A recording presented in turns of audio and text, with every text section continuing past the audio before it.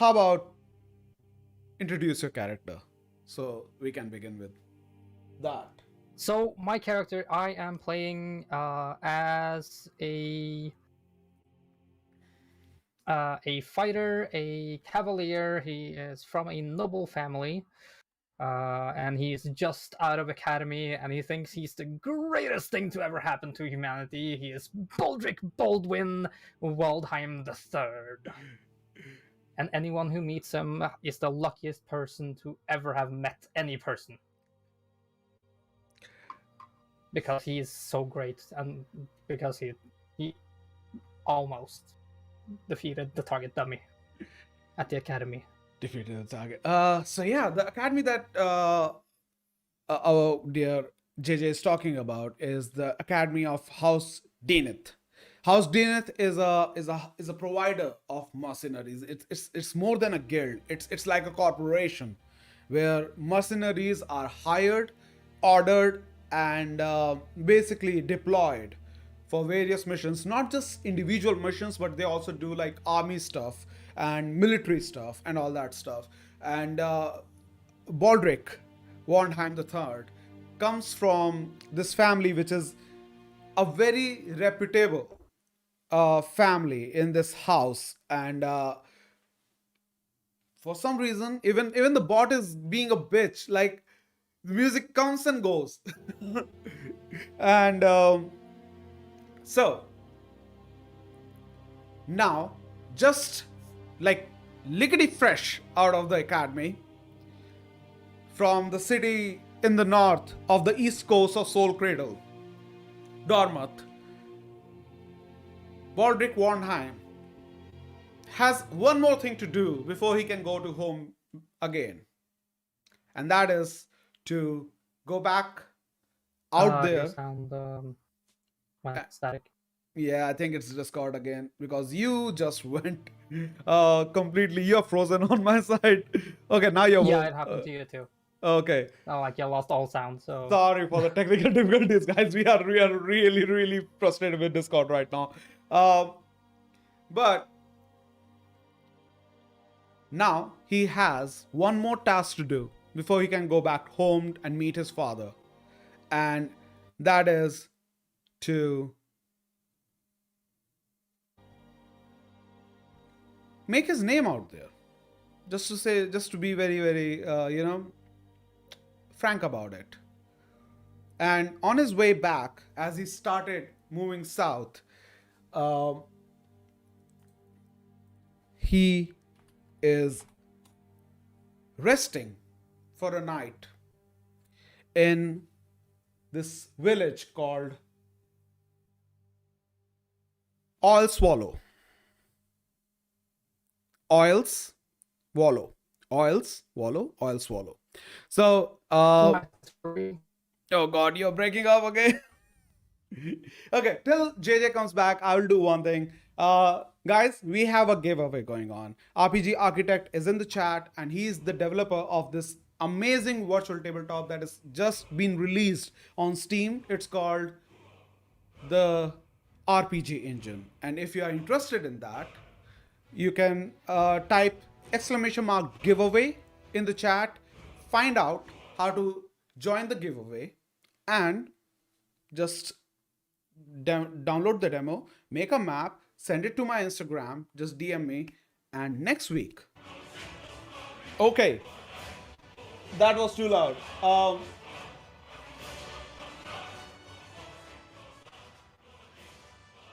You can join the thing, and I'll look into the maps. The best maps will get a key.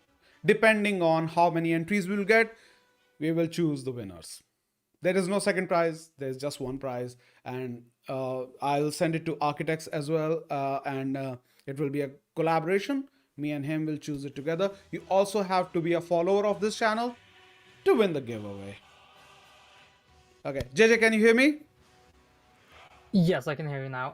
Okay. The sound kind of cut out like 3 times during your giveaway speech. So I It's gonna think be kind of hard to keep yeah, up with the story if that happens.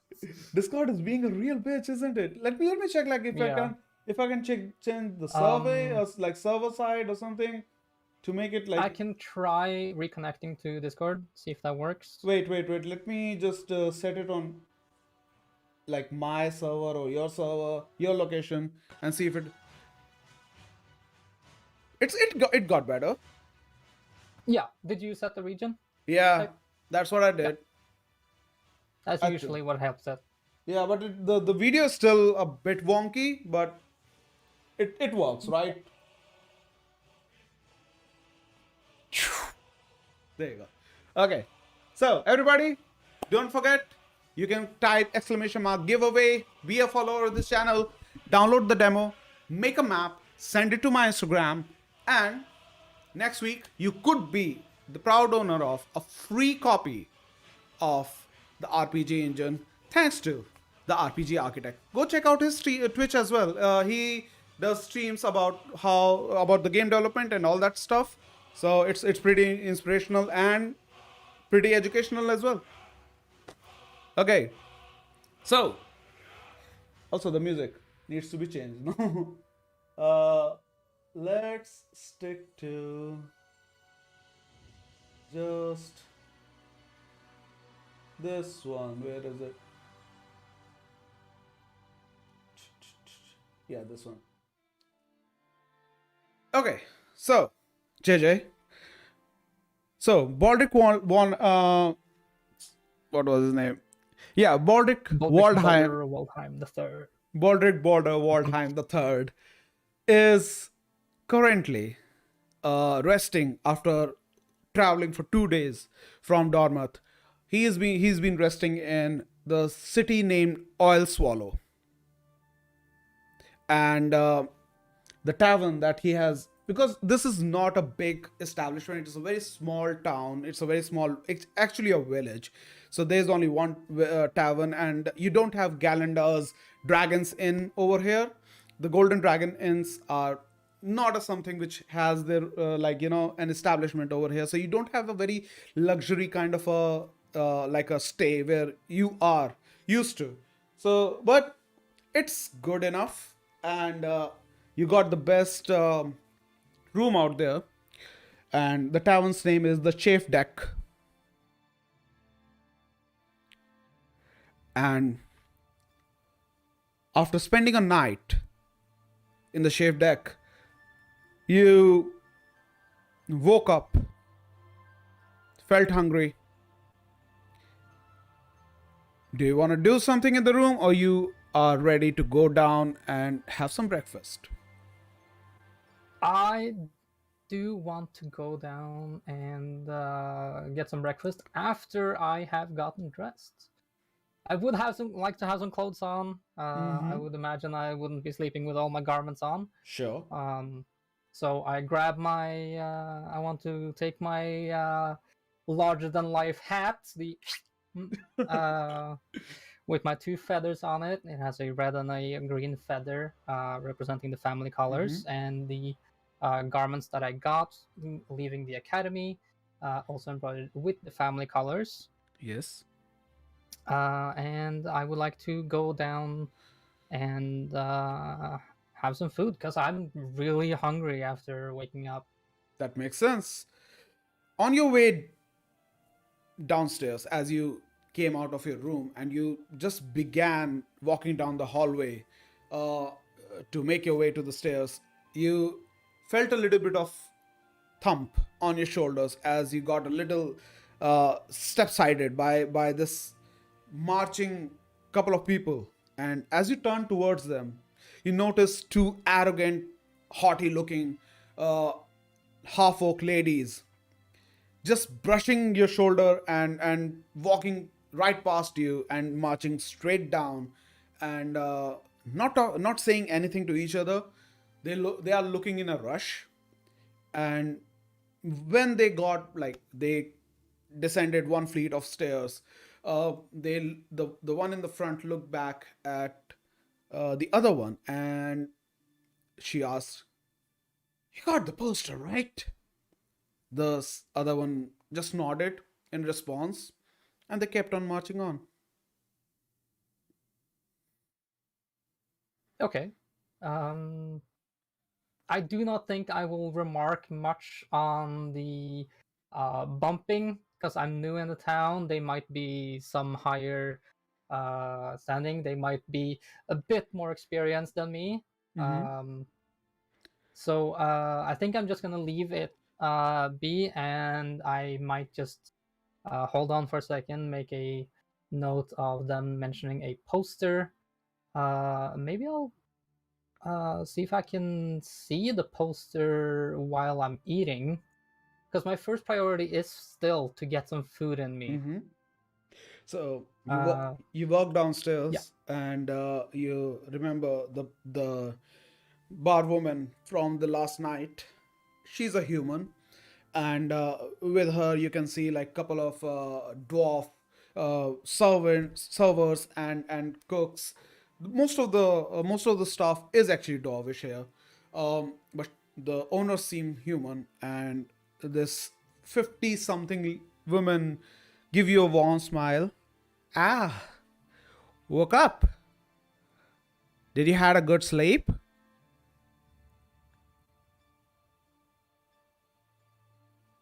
I will see it is adequate. It's not like the family castle, so I can only describe it as adequate. Could have used some more pillows. Oh, I apologize. If you wanted pillows, you should have asked. And she goes and starts filling up a mug of ale and slides it towards you, like in a very, very casual manner, like she has been doing it for a very long time. It just stops right in front of you, all on its own. Like she's so precise with it. And she goes, have that drink on us to bear with the inconvenience of the night. Would you like some breakfast though? Thank you. I would really appreciate some breakfast. What is your specialty on the house here? Well, I would like to try the finest things. in the morning we usually serve porridge. We usually serve a little bit of steak and ale, and we also serve fruit salads. If you are interested in that. I think I will need a lot of nourishment, so I will go for a steak on the for the breakfast. Have a good meal Okay. to Uh, keep me going. she just a second. I need to fix this thing. It has been bothering me for a while. For some reason, I'm looking very dark on the screen. uh, so just let me fix that real quickly. That won't fix it.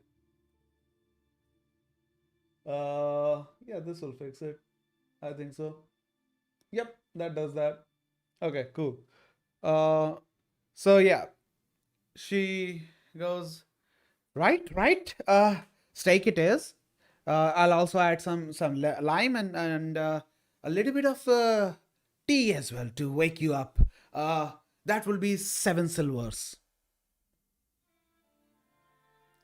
I will hand her the 7 silvers, and I will also ask her, have you I heard notice about a poster uh, being put up around here. Is there something I should know about being a new adventurer? I would like to make a name for myself, so finding out what this Ah, mention of a poster could be. Is wanna there be a foe I can adventurer, eh? slay? Wanna be adventurer, eh? No worries. At this moment, you start hearing a little bit of hammering, tuck tuck tuck tuck, behind you, and she goes, "Well, usually we have a notice board for these kind of things, and I can see this half oak lady putting up something over there right now. If you wanna check that out, we also have like a couple of jobs, but I think they are already taken. So it's on you. You can decide. Make a perception check for me." Perception check. Let's Yes. see. Okay, let's see if we can do a roll here. Yeah. So that will be a d20 and add the perception, right? Yep. There you Okay, that should be easy because I have 0 perception. go. So yeah, straight roll. I rolled a 14. 14. No worries. That's good. So as you placed your order and you just kind of leaned back and turned towards the notice board, you also gave a good run around towards the sitting area in the tavern, in the restaurant area, and you notice there's not a lot of Thank you! Dragon Shifter, thanks a lot for the follow. So you notice that there is not a lot of crowd right now over here. You can see that there are a couple of like people who look like very local who only come here for the morning ale or morning tea and all that kind of stuff. You also notice there's a lover pair sitting in the corner. Uh, Probably they are staying here and just are like, on their journey to honeymoon or something like that. You also notice there, like, apart from that oak lady, the one who asked for the poster thing, who is sitting on one corner all alone because her partner is right now fixing that poster on the notice board. You notice there are a couple of wood elves on the other side of the uh, cantonment area, and they are kind of looking towards you, then towards the half orcs, then whispering to each other. At this moment, she gives the woman in charge of the bar taps on your shoulder and gives you your 3 silver back as you gave her 1 golden coin. Wait around, won't you? The meal would be out in a jiffy. Thank you, I appreciate that.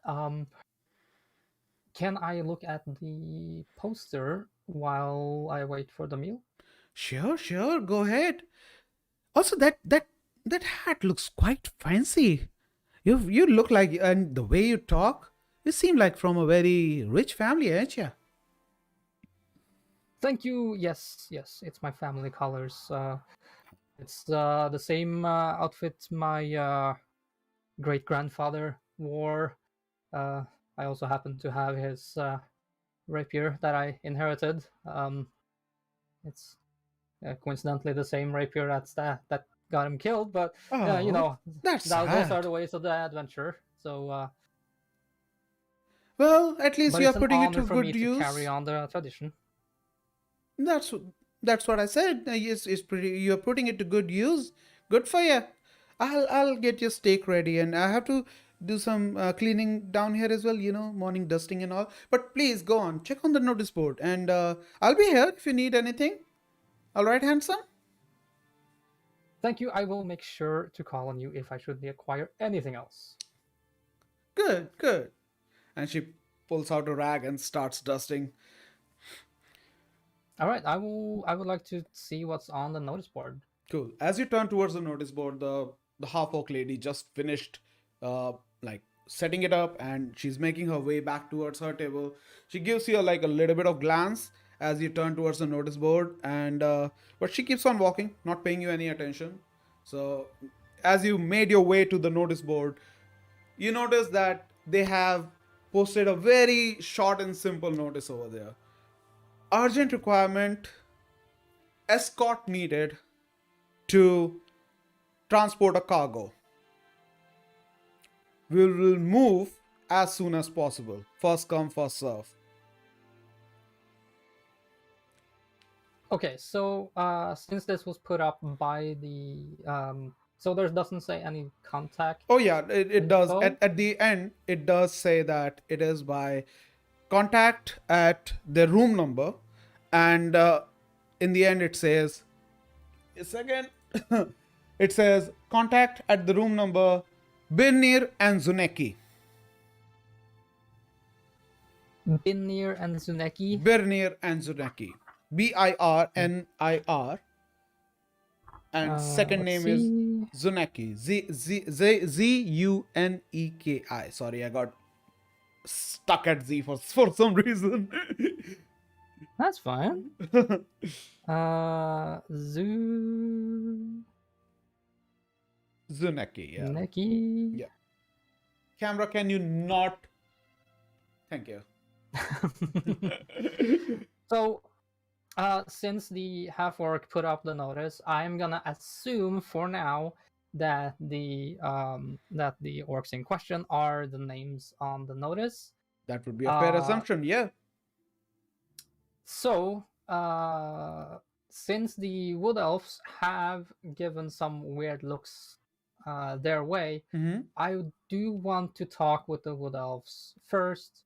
I would like to go up to their table and introduce myself. I Okay. would like to introduce myself being, good morning, I am Baldric Baldwin Waldheim the Third, and I I have just gone out from the academy and I'm looking to be on an adventure, but I do want to make sure I get on the right adventure for my start. I did want to acquire on the notice on the board, but your gaze at the half orcs putting them up makes me believe that there might be something more with them. Is there some reason I should be cautious around these people?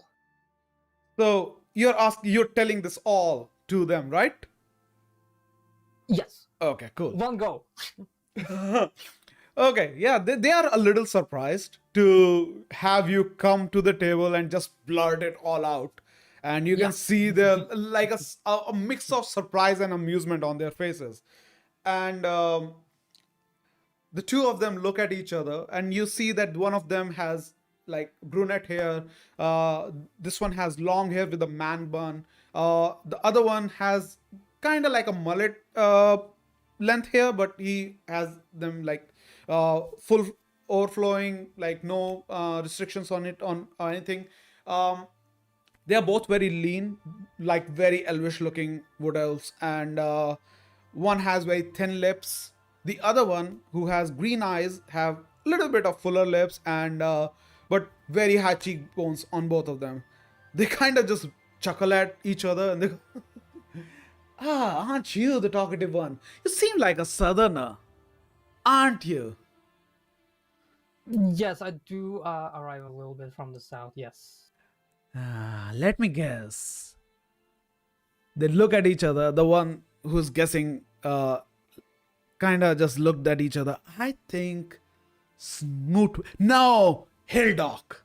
You're from Hildock, aren't you? You're right. Nice. Okay, You cool. got me. Good, good, good. Come on, join in, join in. We are from Millmore ourselves. Sit down, sit down. Have a drink on us. And they kind of just order at the lady again to bring another round for them, and ask to make it 3.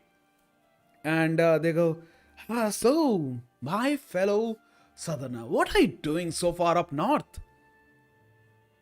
So I've just gotten out of the academy, and I'm I come from a family with some standing, but in our family tradition, we have to make a name for ourselves to earn the family crest. So I'm looking to be adventuring, making a little bit of a notice for myself before I can return home and join the family again. Yeah, I know. Definitely, I understand that. Being from Elvish families ourselves, we know what parental pressure is like. But see, you seem like quite a hardy fellow. You know what? Um, which academy you were talking about? So I just came out from the Dormoth Academy of Denny's. How's Dennett? A mercenary? Yes. You know what? We were looking for pretty much a person like you. And let's introduce ourselves. Bodek, this is my dear friend. His name is Roran. I am Caro. Uh, and we are here for kind of like a mission on our own. You don't say. What kind of a mission would that be? It is quite incidental that you pulled on this question about trusting those half folks. We are actually spying on them. But don't look back. Keep your eye towards us. We have. I keep my eye on the table, just trying to resist the urge to just swivel around. Make a wisdom save. Look at Make a wisdom save. wisdom save. Yes. Do I add something to that? That would be my Yeah, wisdom, right? yeah, your wisdom saving throw. My wisdom is 0, so let's do a straight roll. 7. 7. You could not resist. Like you keep your eyes like this, but your neck just tilts on its own towards, and he just grabs you and look. No, no, no, no, my dear Baldric, do not look back. Do not raise suspicions. We have been on them for 3 days now, right, Roden? Mm-hmm. And yeah, we kind of have a wind that they are carrying this illegal cargo with them, and we are trying to figure out how to get a hold of it and get it to its proper owner. So, being that you have had some attention to them, I would assume they would recognize you and be wary if you were to take on this assignment that they have, because I see that their notice said that they want somebody to transport a cargo, and I believe that is the same cargo that you are talking about. You know what, Baldric, you just saved us a lot of effort. We were thinking about how to go and check that poster right now. Like we were discussing how to do it covertly, how to do it in incognito. And you just saved us a lot of trouble. Southerners help Southerners, right?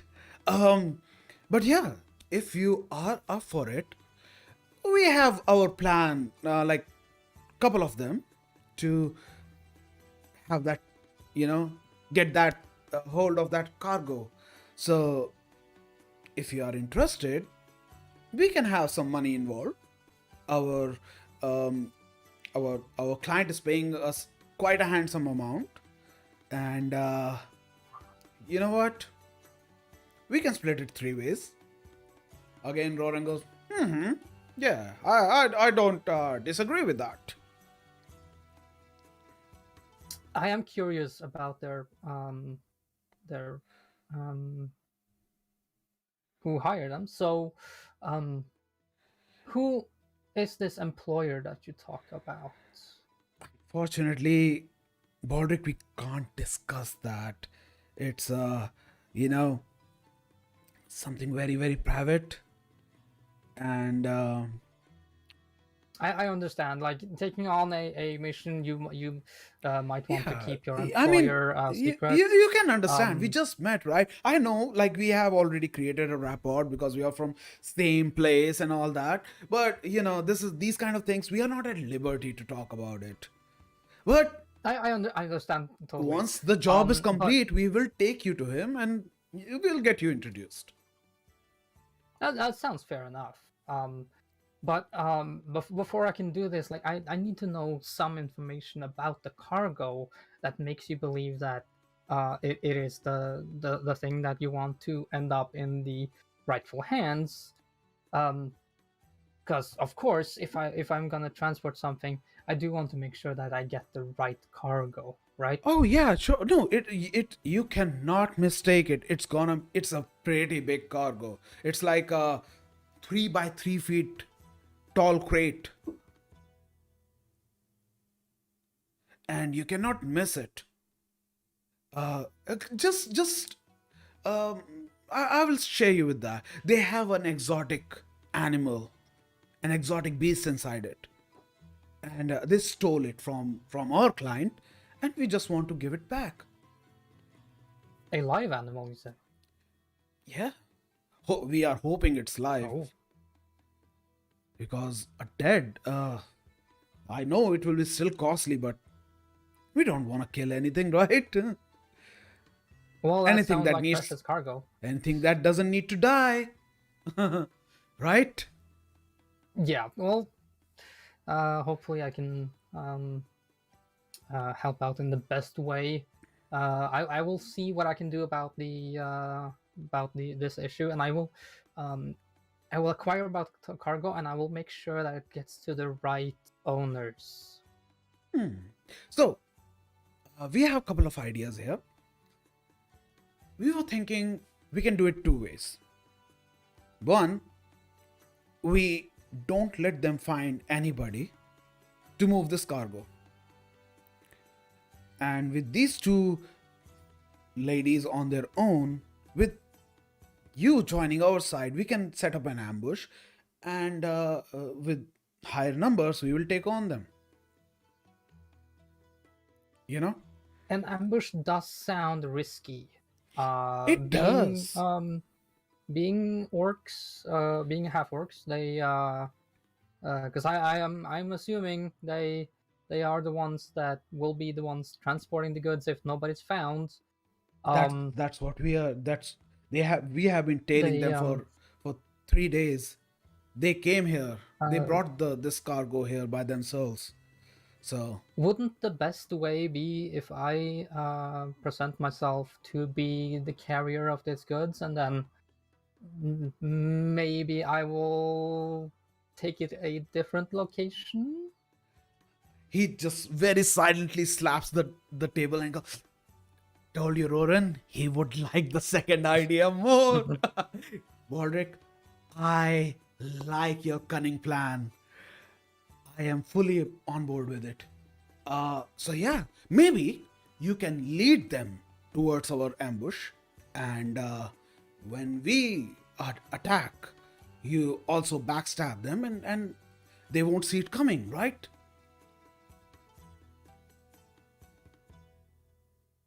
Sounds like a plan. So you're anticipating to have to ambush them either way. I mean, what else we have here? You cannot run alone with a 3 by 3 gate, 3 by 3 feet crate with a live animal in it. Ah, that's true. That's true. So yeah, the best way to do is that get dispose of them, and then we can take over their wagon and transport this thing to its rightful owner. It sounds like a good plan. Um, Mhm. I will eat my breakfast when it's ready, and I will go over to them and I will acquire about this crate. Um, so I will head over to the bar At this just moment, to not mhm, be suspicious mhm. to walk before to before walk you leave directly from the before you leave the yeah. table, Rodan kind of grabs your hand and goes, "We're gonna get out of here. Make sure when if they ask you about us, just tell them that we were potential clients, and you didn't like our offer, and that's why now you are going for their offer." But That sounds like a good plan. good. All right, come on. He asks his friend to just give him a nod to walk up, and they both get up and they go, "Well, good luck, my friend. I hope you find something better." And they start walking out. All right. So I would like to eat my food. Mhm. At this moment, the food I just I'm arrives. So if you want to eat it on this table or at bar, you can choose that wherever you want. I will eat it at the bar, cause neutral ground kind of thing. Okay. Um, The food just is actually pretty delicious. As awesome. yeah, it's Uh, quite juicy steak, and it's just the right amount of medium cooked, and you find it quite quite good. It's even better than the usual Galenda meals that you are actually are pretty habitual to. Amazing. I assume I am no longer hungry. You are not. You have two, Good like stuff. three drinks in you, and you have a steak, and Yeah. you also have a tea to swipe it all down. And yeah, so Awesome. you want to move to the. Uh, are the orcs still at the table? Yeah, they are still eating their breakfast. So Awesome. I would like to go over to their table and introduce myself. I will all right. say, good morning. I am Baldric Baldwin Waldheim III, and how may I assist you today? Because I saw you have the notice up. I assume you are the client for said notice. Unlike the elves who greeted you very enthusiastically, these two are pretty busy with their food. And as give me a perception check actually before we get into this. Perception check. Yes, another Perception straight is roll still because zero. it's still zero. 19. 19, nice. So you Yes, do sir. hear them whispering to each other as they are eating, and they are talking about. So the lady Uteri, she told us that we have to take it south, right, to Guyana, and the other one goes, yeah, big Taz is gonna wait, is gonna be waiting for us there. He's already on the move, and yeah, that's how it's gonna go. And as this moment you enter and you introduce yourself, and they kind of give you a little slight glance and then goes back into food, and while chewing the food they introduce themselves, and they go, the first one goes, who is jet black hair and has a nose ring between her. Cam, come back to me. Okay, so yeah,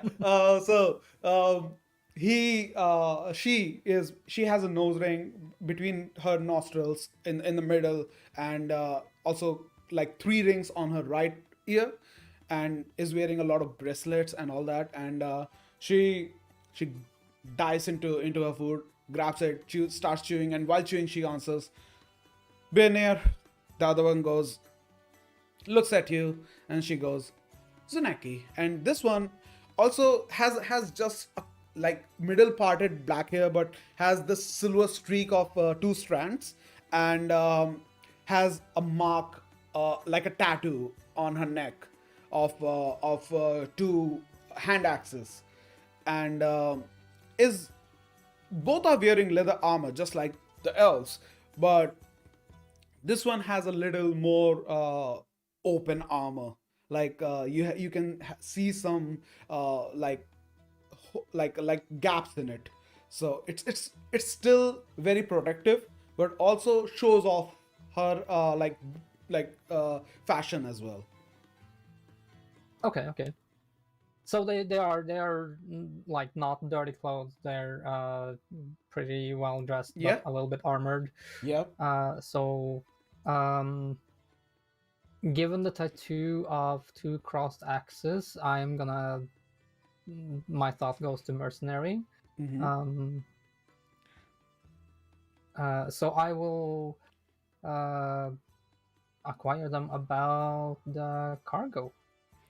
Um, it said on the notice. I were to contact Burner and Zunaki. That's Luckily I have us. found you. Uh, Yeah. and you seem to have found your transport. I would be happy to help you with your cargo. Bernier kind of leans back on her chair, gives you a top to bottom glance, and she goes, you sure about this, rich boy? Well, you are the lucky one here. You have met the great Baldric Baldwin Waldheim III. Make a So deception check. deception Yes. still 0. Oh, 3. How much? Oh boy, that's not good. Let me just get back on them. This it will be inside. So Oh, good. How much was it?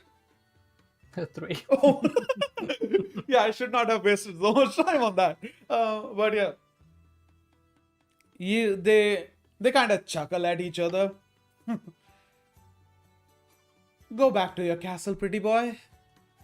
This job is beneath you. And they go back into diving into their food. Well, I do say to them, well, apparently you don't need anyone to transport your cargo. Too bad for you.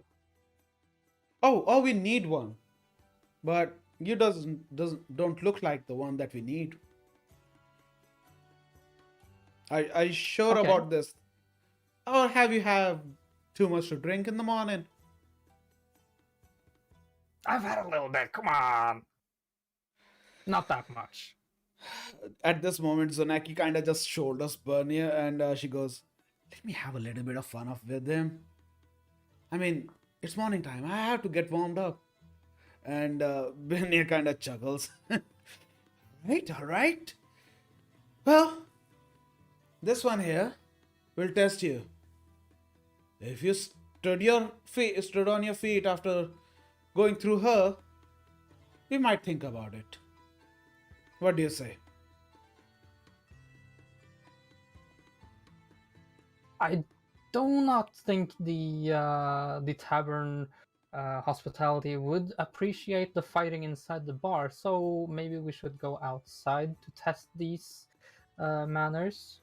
She looks at the barmaid and she goes, "Ravenna, is backyard empty?"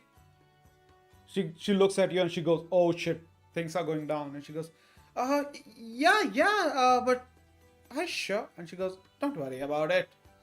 And she, "All right, yeah, sure, go ahead, use it. It's yours." The the other one, who has the hand axe tattoo, gets up from her seat, stretches.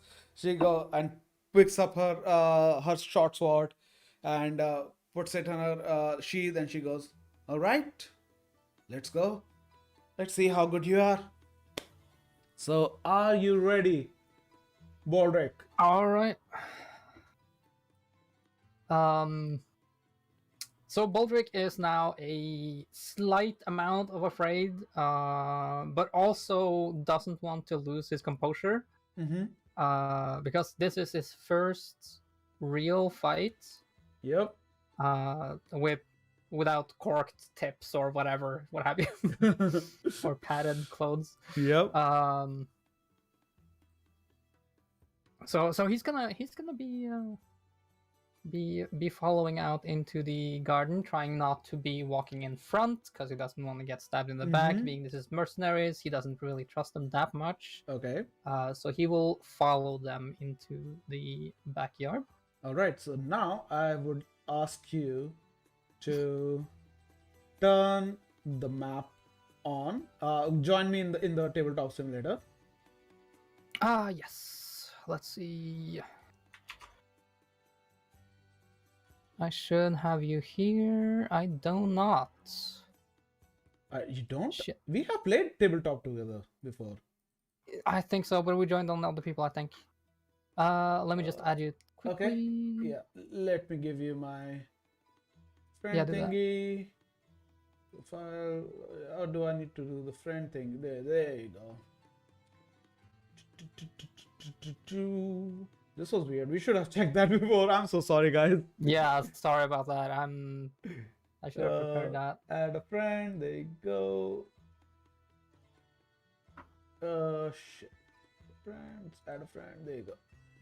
Copy. This is my Steam code. Where is Discord?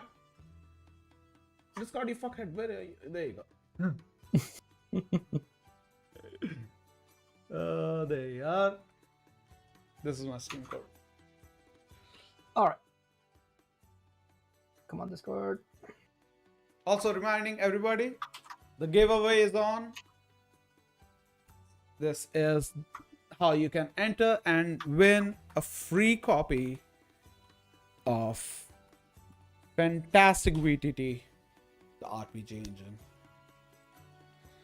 Yeah, you guys have 1 I week. have tried it out myself, and it is really smooth, fun, and awesome to use. Yeah. Um, we did pull some comparisons to how this actually might take over for playing The Sims. If some people were like thinking like, "Hey, The Sims cost like Yeah. $4,000 or whatever," so it It's is much a more much cheaper alternative. than a VTT, to be honest. So you guys will Yes. really enjoy it, and a lot of things are about to come in future. So you will find a lot of stuff in it. Okay, I'm waiting for you to join the game. I did add your friend code. Yes, I accepted that. So There you are. the cabal is again in your code, Baldrick. Did you got it? No, are you kidding me? Can you send me a game invite? Okay. Sure can do. There you go. Apparently, I wasn't able to jump on you. Title of your sex tape. Manage. I have many titles. How do I like tabletop simulator? Wait, how do I invite you to the game? This is weird. I do have the remote play together. Oh wait, Let's wait, try wait. that. It's my mistake as well that I have it on single player. So let me fix that as well. Really quick. Wait, games, save and load, OneShot. Alright. Now we are good enough to join. Main menu. I have to jump all the way back. This is stupid. Multiplayer. Create server. Save Oh, and you were in load. single player. Yeah, that was the problem. So sorry Ah. about that. There you go. Now you can join. I can invite you from inside as well. So yeah, there you go. Yeah, join game. Pop. Pop, pop, pop, pop. Snap, crackle, pop.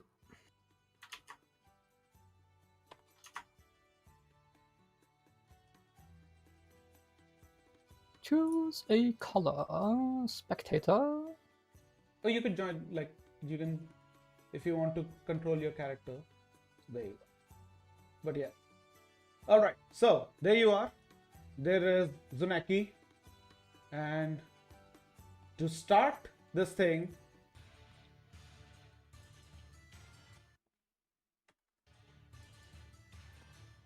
JJ, All right. I need you to roll initiative. Rolling initiative. Yes, please. That will be a straight D20 roll. Yep. You have +2 on 18. that. You have +2? Yeah. So that's 20. 20. So you rolled dirty 20, but I'm afraid to say Zunaki rolled a straight natural 20. Ooh. So she will go first because her Yep. total is 24. So just give me a second. This thing is a little. Okay, yeah, there you go. All right. We don't need this. We don't need this. We don't need this. We don't need this. We don't need this. Okay, cool. All right. So she looks at you, and as you just pull out your sword and you charge towards her, she immediately just goes around you and just hits you from behind. That would be 17 to hit. I think that hits.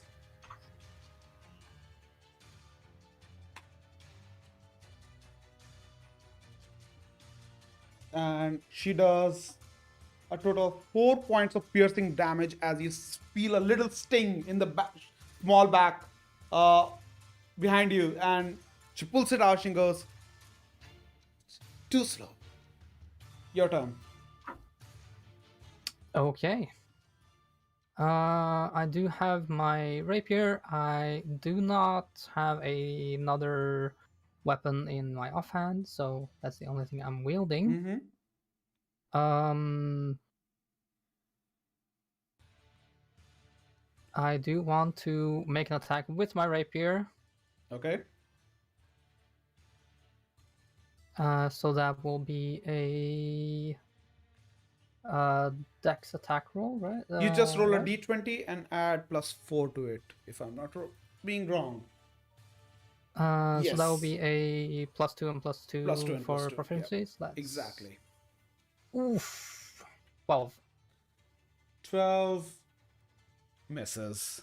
So you go for like hotly, you just turn around and you try to swipe. She ducks underneath it, and so the first hit was 4 points of damage. So Yes. deduct 4 points from your maximum hit points, and she goes for another hit. That would be a 15 to hit. I actually can't adjust my my hit points here, which is weird. Also, you have a rapier +1? I gave you rapier +1, right? Yeah, Yeah. So remember, you but add that's for the attack. no. The +1 adds to both attack and damage. So your attack would be +5, and your damage would be 1d8 +3. So remember that. Okay. One Let's d8 plus see, 3 because plus the 2 for your dueling thing. So that will be 1d8 +5. yeah. Yeah, so it would be 13 13 on still that roll misses. then. 13 still It's misses. still yeah. So sorry. But yeah. So that one hits. She hits. She makes another swipe, and that will be another 4 points of damage. All right. So a total of. All right. So as she does that, she gives you. Is that all you got? Your turn. All right. I'm not going to be talking any smack. I'll be fully focused on this. So staring her down, and I will make another thrust with my rapier. All right. Let's see if I can do something fun here.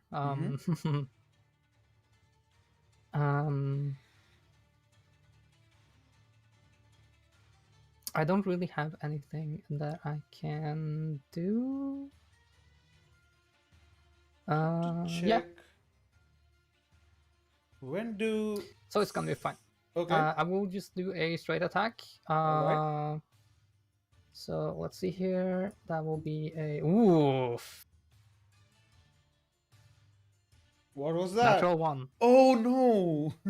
So yeah, Baldric is not doing well on his first time with his Baldric makes another like very angry attack, angry swipe, and she just dodges again, and she pulls back, Yeah. and she goes for another swipe at you. That is I the just natural imagine two. like while telegraphing and flailing and just But yeah, this time she rolls a natural 2, so you basically like block it immediately with your rapier, and you can turn it around. Make your attack. You do get parry though, right? If I'm not wrong. I do Parry is no. That's No. still high level thingy. So yeah, go for it. Yeah. But she has made her attack. Yeah, she tried to go for it and she rolled a natural 2. So yeah, good. All right. I will make another attack again. Let's see how it goes. Cool. I hate this rolling dice websites. No! So even with my modifiers, that's a 5. Okay, so you make another No, attack. that's a. Even with my modifiers, that's a 4, 5. 5. So So that's a 5, 7. 7. Yeah, it's Yeah. long miss. So Still. you throw like with rapier, you throw her back and you make an attack, but because of the thrust that you gave her, she jumps a little back and your rapier just goes missing her stomach by an inch. She makes another 180-degree turn and goes for another attack at you. That would be a 21 to hit, so that hits. This is gonna hurt. This will gonna hurt. It's 7 to hit if I'm not wrong. Yeah, 7 to hit. Okay, so I have taken 15 points of damage right now, right? Yeah.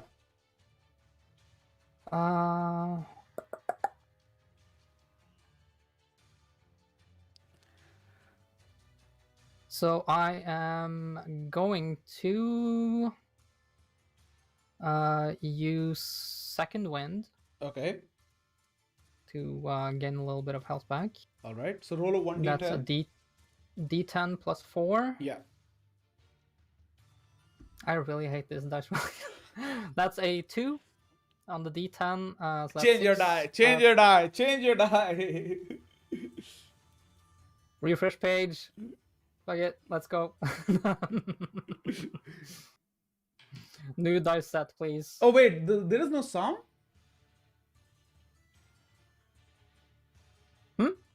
Jack just told me that. Oh, he is at mute.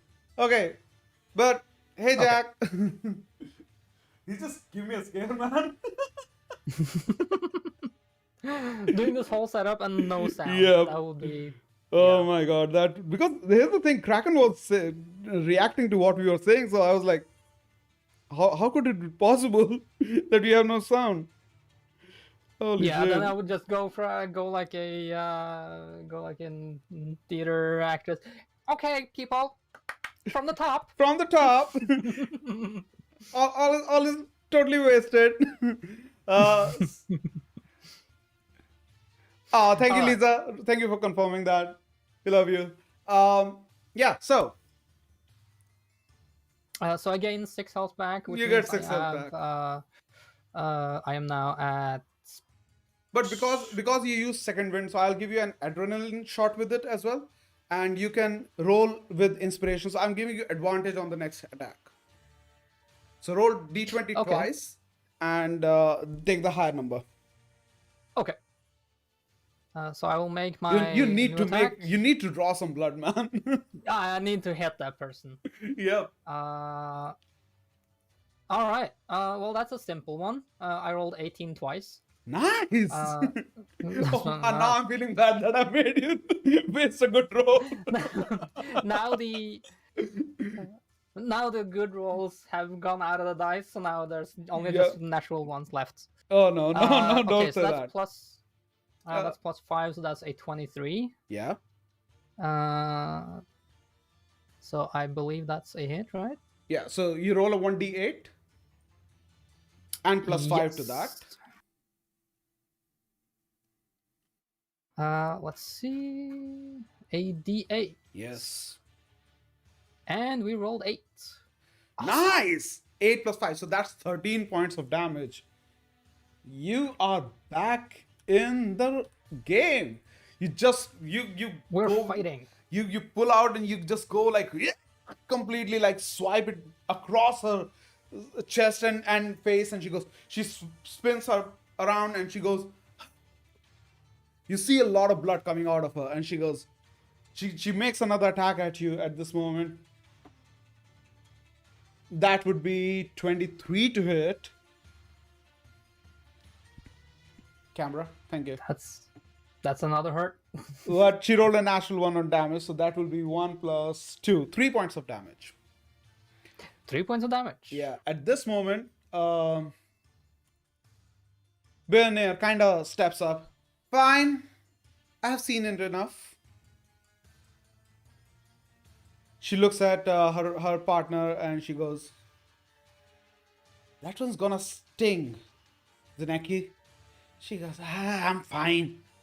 And the both of you look at you and they go, do you have a means of transport? I do have my horse. Well, which I got from the academy, and it should be sufficient to pull a cart. They both confer with each other, like in their ears. And Is it sufficient to pull a cart? Really? Hmm? Is it sufficient to pull a cart? Oh, If, they have a wagon, but they haven't okay, told you anything about it. But they comfort. They're like, okay, so here's the thing. We'll let you do this job. You will have to ride in front of the wagon, and we'll keep an eye behind. You keep an eye in front. But if something happens, we want you to charge first. We will take the range attacks. okay. Well, seems like you could handle yourself up close, so I can't see any reason why you shouldn't be wanting the close-up defense. But yeah, sure. Good. So here's the thing. We have to go up and pack our things, and we also have to settle the tab. Uh, why don't you um bring up your things, and Zuneki here will be waiting for you down there. And while I settle the tab, you and Zuneki can get the crate from the basement and load it up on the wagon. Can you do that for Sounds me? good. Good. I shall do that. Good enough. All right. That sounds like a plan. Fine. Come on, Zanaki. Let's get that tended. You too, Mister. Go talk to Ravenna. She'll get you. She'll get you fixed up. And be a little careful out there. We don't want you to get killed. They both start All walking right. towards the tavern back. So that last part was towards me, right? Yeah, that Yeah. they asked you to go to Ravenna and get yourself fixed up. So Yeah. Well, I do that because I am, uh, I assume, bleeding pretty heavily. yeah, you are. So do that, and uh, I mean it wasn't like very heavily, but yeah, you have some scratches and scars some on you cuts in now. the Yeah, arms and stuff like that, cuts and wounds and are there. So yeah, maybe a little bit of a limp and heavy breathing, and just yeah, you are out of breath because yeah. you just almost got So your ass handed to you, but that one swipe really did the whole blacksmith to goldsmith kind of a thing. Like, you know how yeah. goldsmith have to make like a lot of hits, but blacksmith just does one big swipe of hammer and it's done. It was like that. So you got them yourself over there. So you make your way back. So I go into arena and I say, "These orcs are not messing around. I would like some aid to refresh my wounds before the travel. Can you help me with that?" Got your ass handed to you, don't you? And she goes and Little bit. starts pull out a mug, puts it in front of you, pours some whiskey in it, and then pulls out a red colored like a potion kind of a flask, uncorks it, and just pours it all down in the whiskey, and then asks for a hot glass of milk from the kitchen, and she goes, drink this, then drink that, and probably swallow an egg or something, and you'll feel good. Whiskey and milk. Is this a hangover? Kind of like, yeah. She's because she has already talked to the oaks, Yeah. and they want to make sure that you don't end up drunk in Yeah. out in the field. So yeah, that's what they are trying to do. Okay. So I will just gulp all of it down and It doesn't taste good, by um, the way. yeah, I was like, "Hey." So yeah, um, and I ask her, "How much do you require for this aid?" she goes, well, last night and this will be, uh, let's say, a total of 50 gold will suffice. Fair enough. I will hand her the gold. And you can put your health back at 36 again. All right. That made it a lot simpler because the PDF file wouldn't allow me to adjust it. You don't I'll have to do figure the that out. max HP thing. You have a big space down there, and there Oh, you okay, the put your temporary current. age. Yeah, no, not temporary. Underneath those three things, max, hit die, and temporary, you have a big space in white, like a box kind of a thing. Okay. Yeah, so you can, if you click on that, you will get option to put text there, and that's where you maintain your current hit points. I actually can't do that, but that's fine. Maybe you edit like, I'll note it down in yeah, my book. just note We'll it down find it out. for now. Yeah. And also we'll as also count it as a short rest before you start moving. Okay. So that means that my second wind is back Back? up. Yeah. So status quo, I guess. Yes, you're back to status Um. quo. Yeah. So they wanted me to load this cart with the crate. So I'm gonna go out front.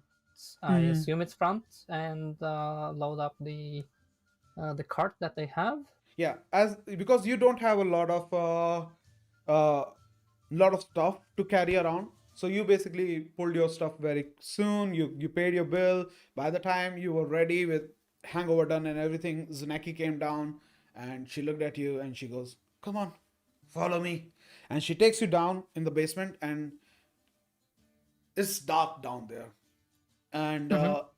at first you had to adjust your eyes because you are a human, you don't have dark vision unlike her. But as you adjust your eyes, you see this 3 feet by 3 feet by 3 feet cubicle, um, crate in front of you. And as Zuneki taps on it, you feel it rattle. She Is there goes, a sound from inside the crates? you heard a rattle from inside, like the whole crate shaked. So, Okay. oh, why I said shake? It shook. So, thanks a lot for subscription. P contracts. I think it's somebody related to you. Is it your own P second? contract's my brother. Oh, welcome, JJ's brother. Thanks a lot for joining us, and thank you for the subscription. I really appreciate that. All right. So, you, as you made your made your way to the box, you heard it rattle, you saw it shake, and Yeah. So as this box shakes, mhm. I would uh, jump back a little bit and ask, "What are you? What are you transporting? I did not know this thing would be alive." It's just a beast. Nothing to worry about. It's not something uh, endangered or danger for you. Just pick it up, put it on the cart. People are waiting very impatiently for it. All right. I sense that they don't want to tell me any more information, so I will just load up the cart. Mm-hmm. And I think they're gonna get pretty If pissed if if I ask more. if you wanna like test out like how much she's telling you and how much she's not, you can do an insight check. uh, Insight. Yeah. Let's do that. Okay. I do have proficiency in insight. Yeah. So that will be the insight bonus plus the proficiency bonus, right? So just the number that it is given in front of insight, add that to your Okay, d20 okay. roll. Yeah. So because Okay, so that's plus proficiency is 2. already added to it, if I'm Okay, not okay. wrong. So I roll a d20 and add plus 2. Yeah, because your wisdom is 0, That's... so you only get proficiency bonus. Yeah. Yeah. Baldric is not the smartest person in. He's not the sharpest spoon in the drawer. Mm-hmm. But he got a 14 on the insights. Good for you. Zuneki is not either very good on keeping secrets. So you can tell that she is hiding all the important details from you. She is not exactly when even when she said people, she uh, kind of hesitated, and you can tell there is something odd about this client and about the cargo. It's not a. It doesn't look like a like. It doesn't look like an ordinary beast. There is something Okay. special inside this cart. So, Is it very heavy, the cargo, the box? Because I uh, assume I am the one lifting it yeah, onto the cart. you can Um, you can say it is as heavy as kind of like a like 2.5 feet tall dog. okay. So it's a bit heavy, but it's not that heavy. Yeah.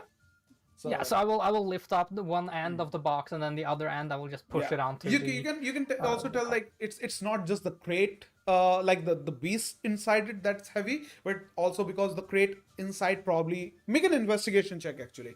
Then I'll tell you Investigation. with advantage. All right. Yeah, because you're Oof. close and personal with this. All Please tell right. me you rolled good. Let's see. No, I didn't. Oh no. So I rolled a an 11 was my Okay. highest. Okay, that's good. That's good. Not Um, bad. no, well, it's not really good because my investigation Is is -1. so that would be a 10. But it's good enough for you to tell that there is a cage inside this crate. And Yeah, probably the beast is obviously inside that cage. So yeah.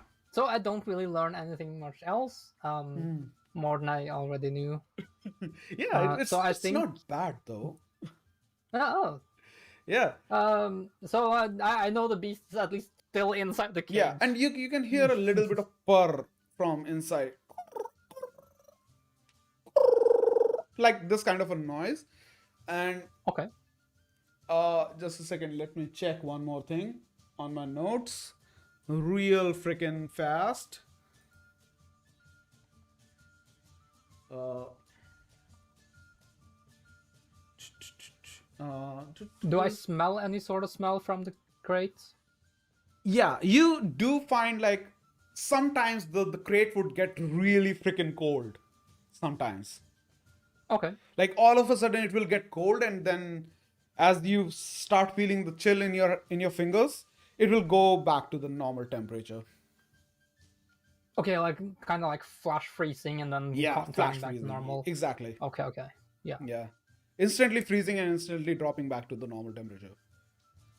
So Yeah. you. So I make a mental note of it being a bit of a weird crate, but Mm-hmm. I'm not gonna mention anything to them. Mm-hmm. I will just load up the crate as is, Yeah. trying to be as careful as I can, loading up one Uh-huh. end and then the other end onto the cart, and I'll say I'm um, ready to go as soon as I get my horse, and Cool. At this we can moment, get on our way. Zenaki looks around and she goes, "Driver, uh, stay here. I'll be back in 2 minutes. Don't try anything. I'll cut your balls off." And she points at you and she starts moving away, running as rapidly as she can, and she goes towards the back of the tavern. You have 2 minutes to yourself. What do you want to do? You have the wagon, you have your horse, you have that crate. You also can see these small backpacks inside the wagon. Okay, so Zuneki was the one that went away. Yeah. Yeah. So where is Burner at this point? Bernier is still settling the tab inside the Okay. tavern. Yeah. So I would like to take a little peek in the backpacks, Okay. trying not to disturb too much, but seeing if I can find their orders. Mm-hmm. Maybe I can find out something more about their client. Make a stealth Seeing check. as stealth check. Yes. Let's see. I have a +2 on stealth, so let's see how that goes. That's a 10 on the stealth. So 10 like total or 10 you rolled? 10 total. 10 total. Yeah, you just quickly darted inside the inside the wagon, and you kind of bumped into into the cage, and you hear a little bit like a sharp one, and again the thing gets very cold, like freezing cold, and you can even see like like vapor turning into water and in the air, and then make a investigation or perception check. It's your choice, whichever is, because I know your investigation is really bad. So if your perception is better, you can make a Let's perception check. see. Perception. Let's see. Investigation is -1. Perception is a 0. So let's say It's still perception. better. 18. Nice. Okay, you rolled pretty good.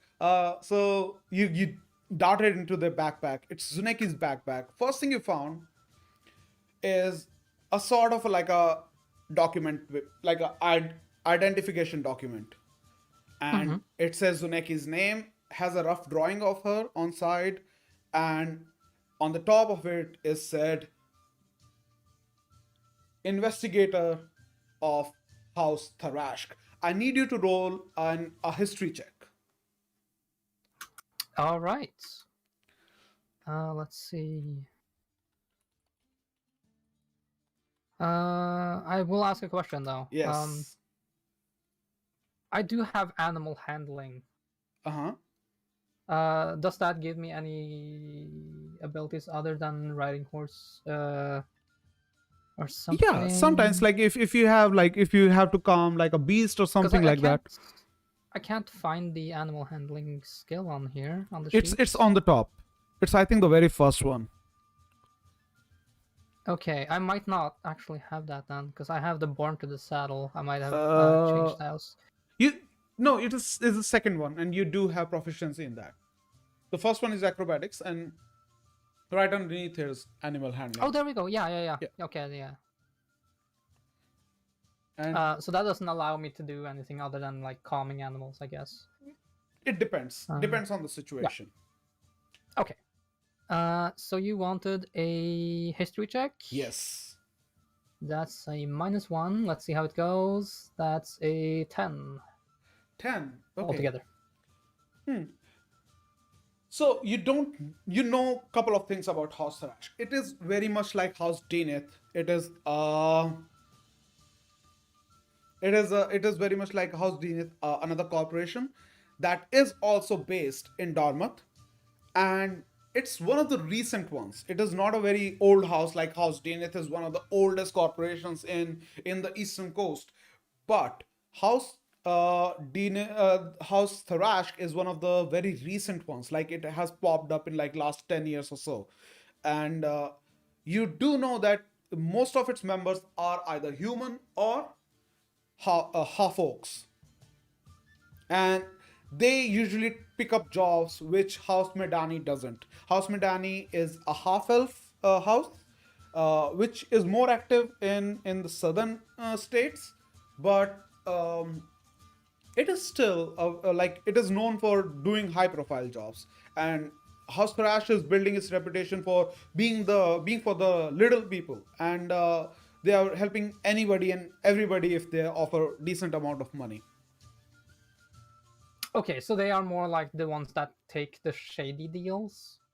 No. For the... They have they are for more available for common people, because House Medani is for the riches. House Thurashk is more for working for anybody who can afford them. So, okay. Yeah. So from this notice, the information I gather is that this Zuneki is an investigator for House this Thurashk. house. For House Thurashk. Thurashk is Tharashk. All right. Let's see. I'm just gonna note that down Cool. so I don't forget the name.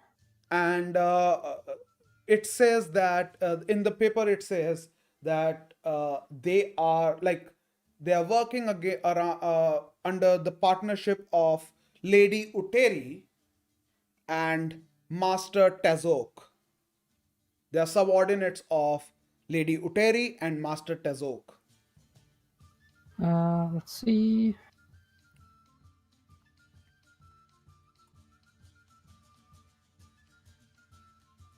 Lady Uteri. Yes.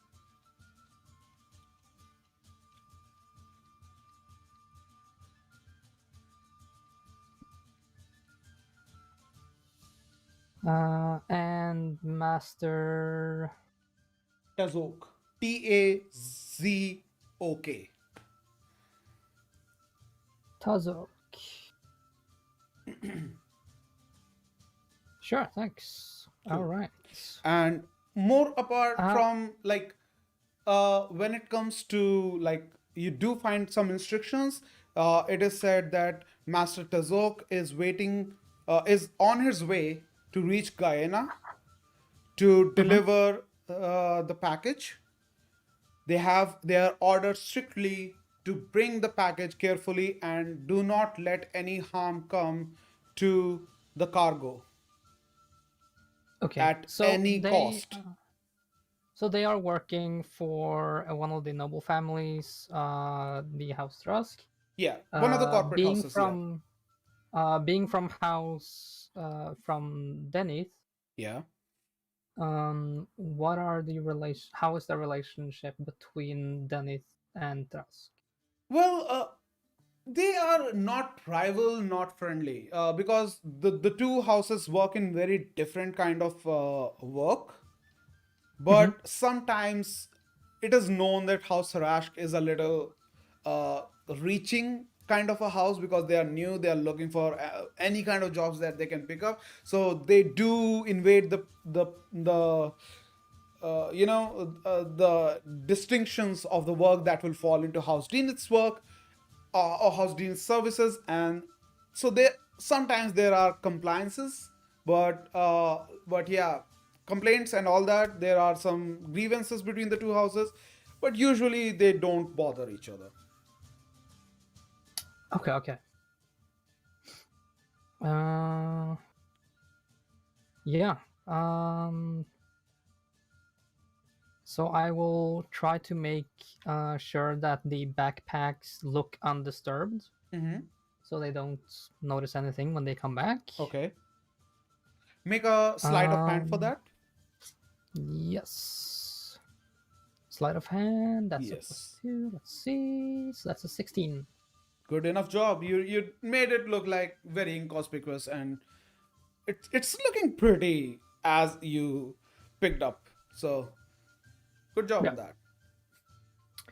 All right. You even give it a like And double extra pats as well to make it look like deflated and all that.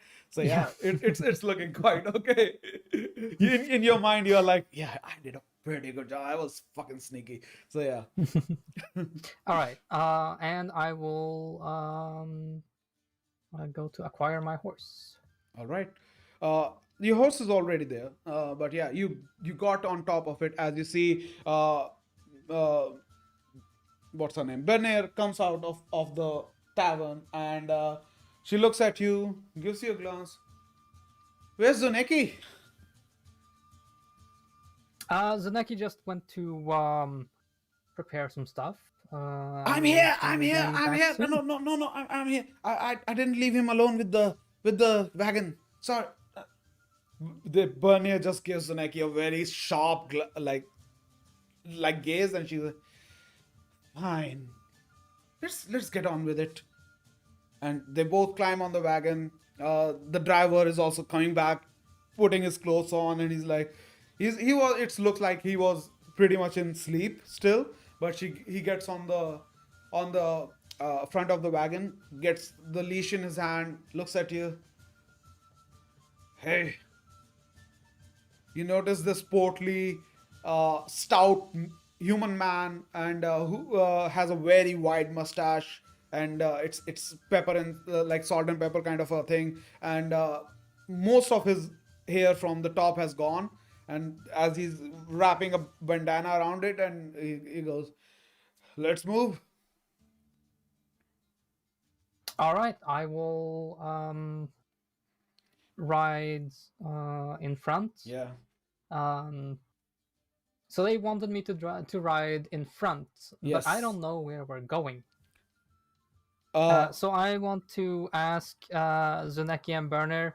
Um, well, actually, you do because you have read the document and you the instruction part, the dossier, and yeah, you found out that they are going to Guyana. Guyana is in south, so you will be mostly traveling on your own, the very path that you were taking for the home. That you are going to Gold Town, and from Gold Town you will be leaning towards east to make your way to yes. Guyana. And So, so I read this document, so I know that I'm going down yeah, there, but they don't know that I know. okay, So yeah. I do want to ask Burner and Zaneki. I just want to say, hey, you wanted me up front, so which way are we going?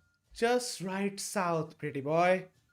You did a good job of getting up there on your own. You will do fine. All right. So I will just tell the driver that I'm going up front, so you just follow on to me, and All we right. will get there in record time. Uh huh. So, all right. So, as you two, you on horse and the wagon with rest of the Mhm. people in, start driving uh, towards the south. Uh, just a second. All right. It's a pretty beautiful day. Um, the wind is favorable, and you can feel it on your back as you start traveling down the road.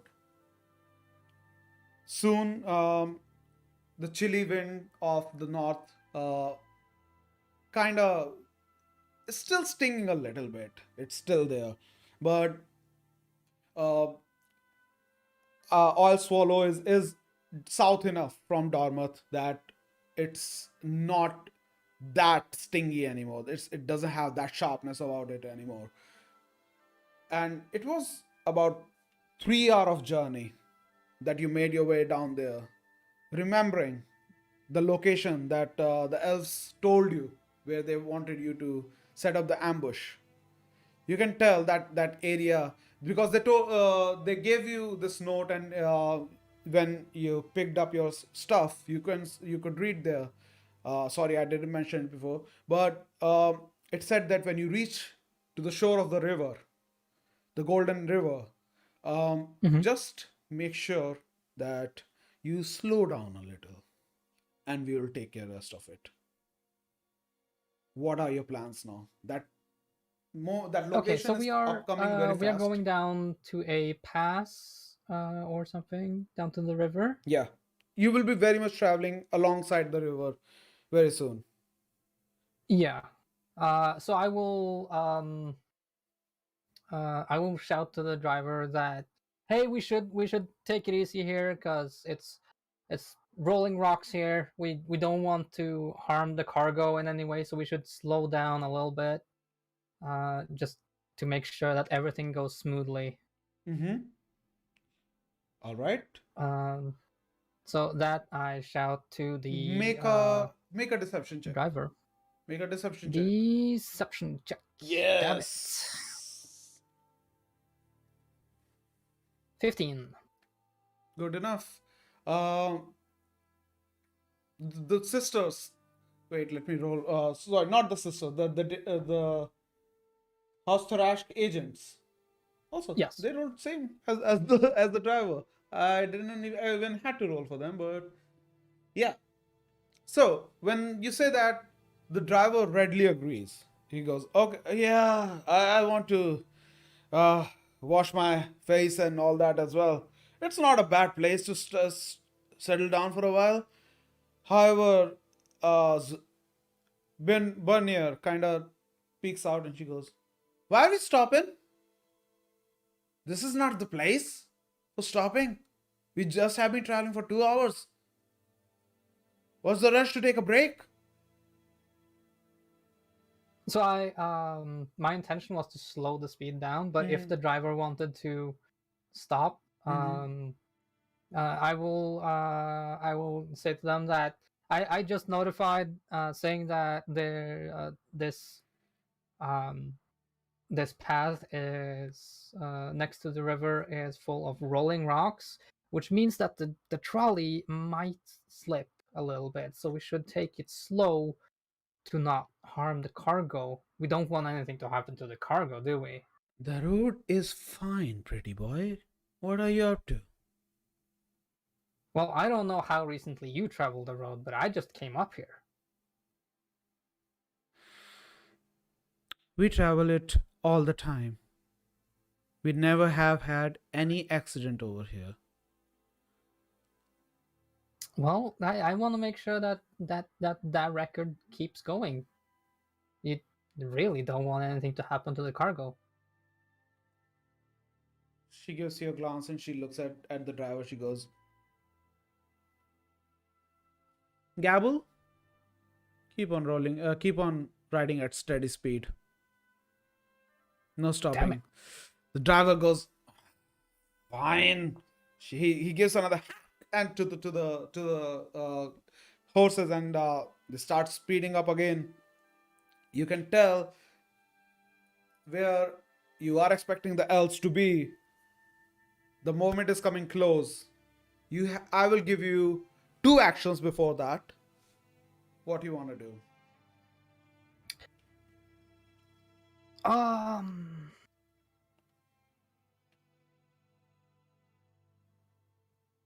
I do have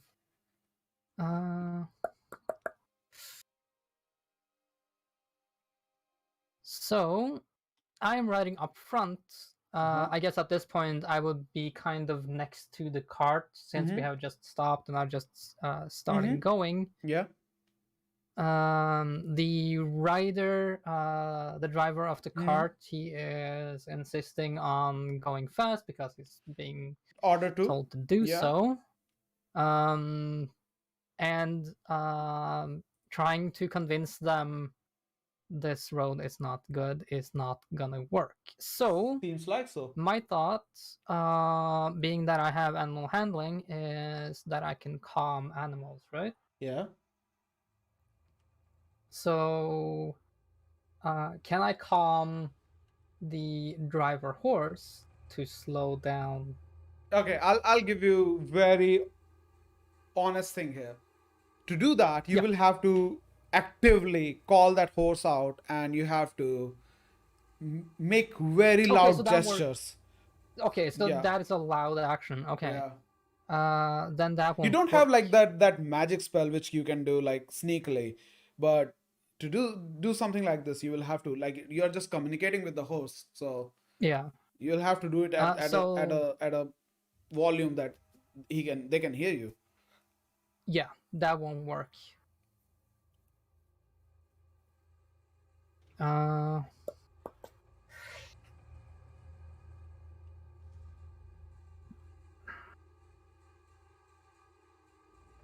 I really see no option for me to slow down this cart. Seeing as they are determined to speed on.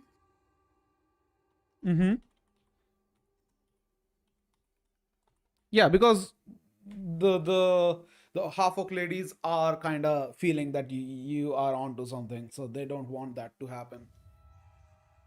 Okay. They saw through your deception, basically. Yeah. I will. I guess what I can do is just keep going. That's the only thing I can do. All right. So, do you like? Do you prepare? You want to prepare an action for when elves come out?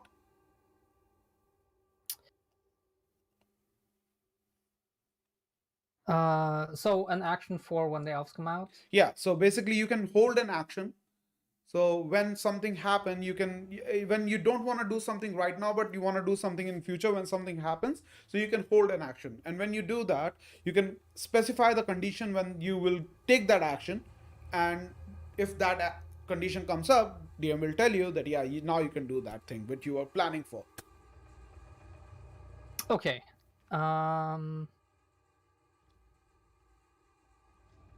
Let's see. Cool. So, what they wanted me to do is, if something comes up, they want me to ride up further and do that. My assumption is that when the elves come out, they will not stop the cart. They will try to stop the cart because that's what they're planning. Yeah, the elves will try to stop the cart. Okay. Yeah. So what I will do is, as the elves are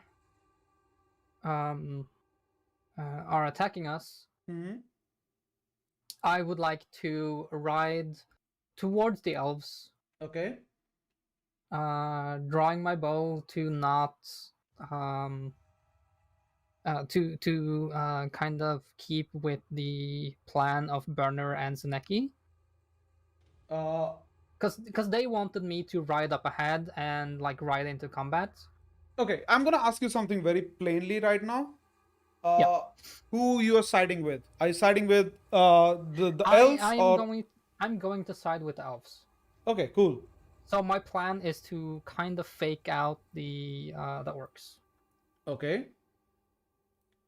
So my plan is to when this ambush is happening, I want them to still believe that I'm on their side for a little bit longer, to maybe not have their guard as high. And when I reach the elves, I will draw my bow alongside them and fire at the half orcs. Cool. Okay. So as I need one more thing in the map. Just give me a second. Yeah. And we will get started with this thing.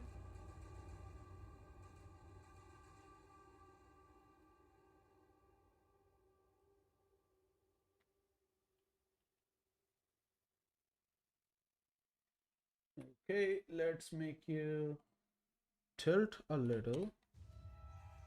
No, not that way. Wait, I can do it like this. That's much better. That will take less time. There you go. Oh no, don't do that. Okay, so we are driving towards this, and it will basically be like the funnel with the cliffs where they're gonna attack, I guess. Yes. Yeah. Okay.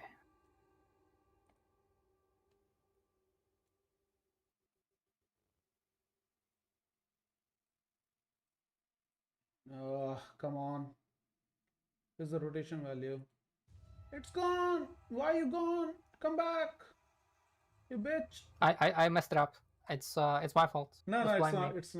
It's not your fault. It was totally my fault. Yeah. So being disappointed with the half orcs,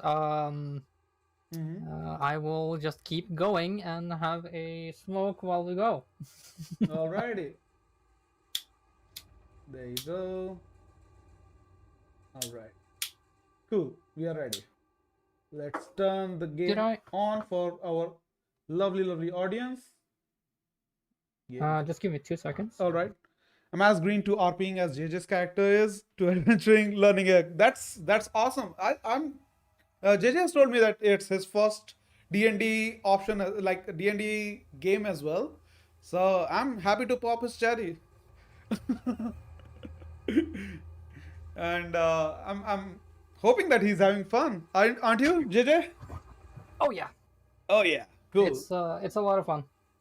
The only RP I've done before has been on GTA RP, so this is very much different. But I'm hoping to All right. pull it in.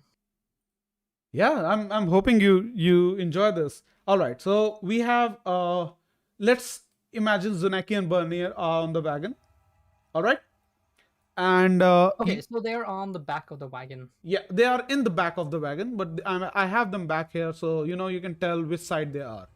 And you are here, and Mhm. just put you guys a little bit behind because oh no, what Yeah. going on? There you go. All right, so she's here, she's here. You start running towards where they have laid this tree down on the road to block it. Mhm. Uh-oh. It's back up again. Why like this? So the reason why I want to use my bow Mm-hmm. is during our fight, I got a sense for how powerful they are with their melee weapons. Yeah. I would probably get cut down if I faced both of them alone. Yep. Makes sense. Makes sense. Alrighty. So you start running towards them, and so I'll say that you will gain pace when that Mhm. happens. So the thing is, when you do that, they are keeping an eye on you, and uh, Bernier immediately goes, Zaneki, Zaneki, something's wrong. Zaneki goes, all right. They start pulling out their bows as well, and actually, wait. Let's make a deception check from you, and then we'll decide. Okay. Yeah. Let's see. I will pull up my stuff here. There we go. Deception, I'm still not skillful at, so let's go. Ooh, natural 20. Noise. So they realized it a little late.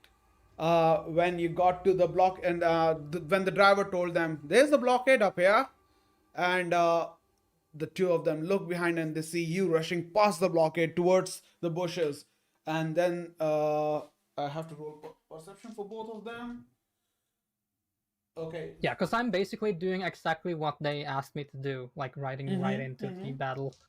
And But I do want to draw my bow as I'm doing so. all right. So at this moment, uh, the elves have disbanded the idea of hiding anymore, and they come out with their bows.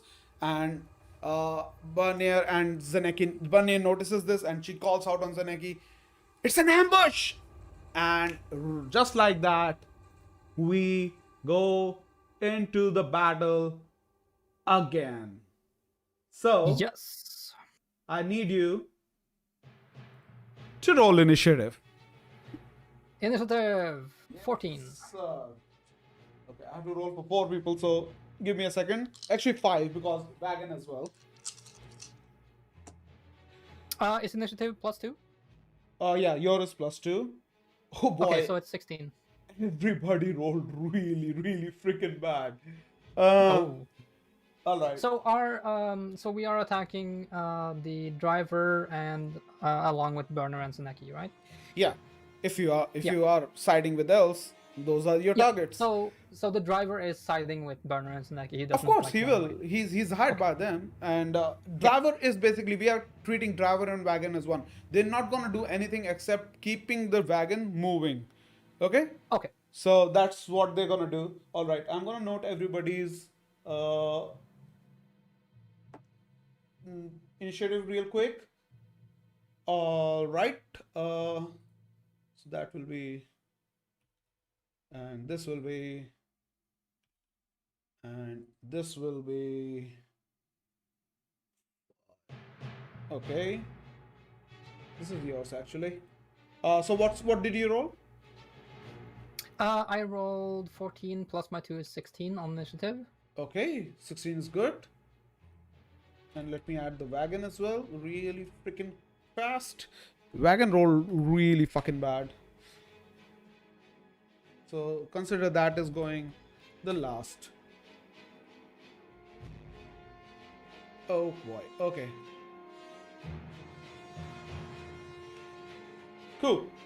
So, can you see the map? Yes, I can. Okay, so you are here on your horse. They are here on Yep. the back. The first to go is as soon as Bernier sees that, and she's gonna attack. She's still not sure about you, so she's gonna attack the first elf that she sees, and that's gonna be what's his name? Yeah, Caro. So she's gonna attack at Caro. Okay. That will be a miss. That's 11. That's a miss. She misses. Next is you. What you wanna do? So I want to. Let's see. How far am I from the fallen tree at this point? You are every tile is like 5 feet, so you are about 10 feet from it. Okay. So if I'm able to go behind the tree to get a little bit of cover. Do you want to jump it or do you want to go around it? I do want to go around it. All right. Give me an animal handling check. All right. That's a +2 and proficiency. Let's see. That's a rolled a 10, so that's a 12. Okay. Right. Yeah, that will be 12. That will do. You get there Okay. using using full of your horse's movement. I think. Let me just check if it's horses is 30 or more.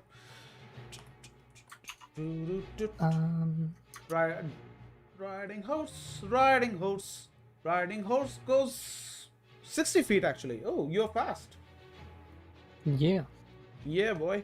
Okay, so yeah. Yeah, boy. Yeah, boy. So yeah, pretty fast. That's pretty good for you. And that means you can. Just a second. Just checking out. Okay, cool. So that will be 40 feet as well. So yeah, you get past with half of your horse's movement. What you want to do after that? So I do want to get off the horse and stand behind the the log if I'm able to do that. Okay, that will conclude your whole movement. Okay. Because you moved like half of your movement worth of time to get your horse behind the tree, and then climbing off or getting up takes like half of movement, so that will be all of your movement. Yeah. So am I able to attack? Yes, you can. Longbow? Yes, you can. What's the range on the longbow? The range on the longbow, yeah, that's 80 feet minimum. So within 80 feet, you have no disadvantage on attacking.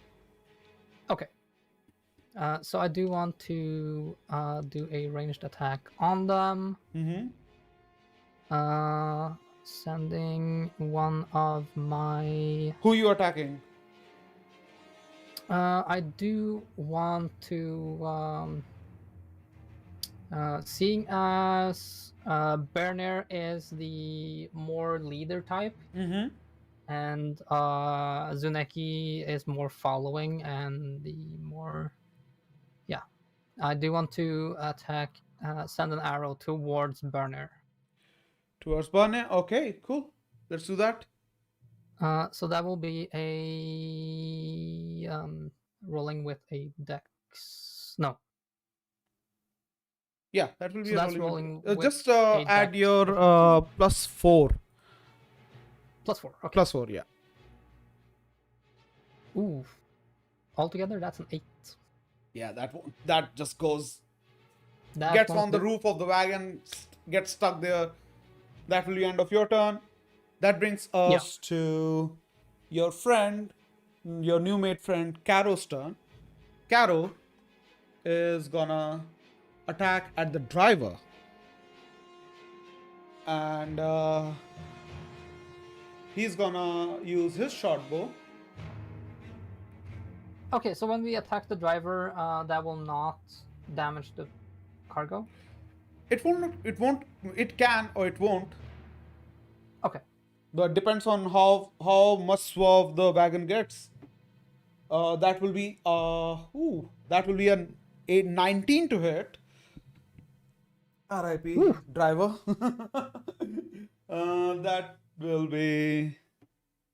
Oh boy, that's an 11 points of hit, and drivers get arrow straight in the throat, and he falls down. Wagon, at this moment, Wagon, because he has slowed down because of the tree, so Wagon does come to a halt after moving another 5 feet, which it will do at the end of the round. That ends Okay. his turn. That brings us to his friend, Rorin. Rorin is gonna attack at Bernier as well. That hits, and he will make.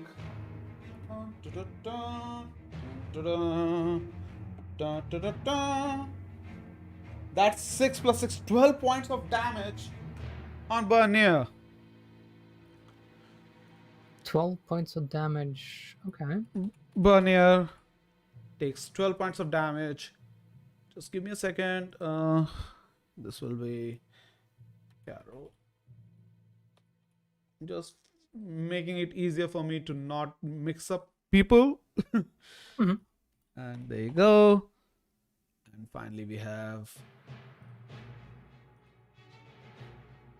Snacky. There you go. Okay, cool.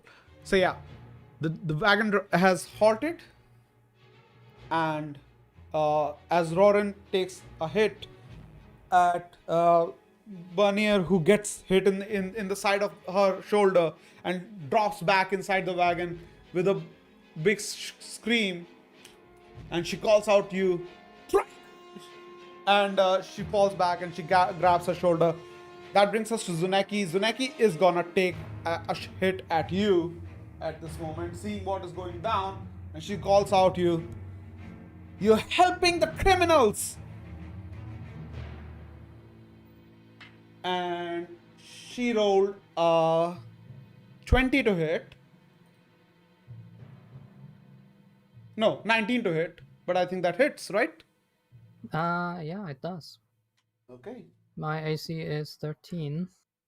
So that will be 5 plus 4, 9 points of damage as this one hits you right in the elbow. So that's 9 points of damage. Yes, sir. So I'm down to 27. Okay. Ooh. That ends his turn. That brings us back to wagon is gonna move just 5 feet. Little bit here. These two will also move with it because they are inside it. Yeah. And that brings us back to the top of the round, and this will be Bernier's turn.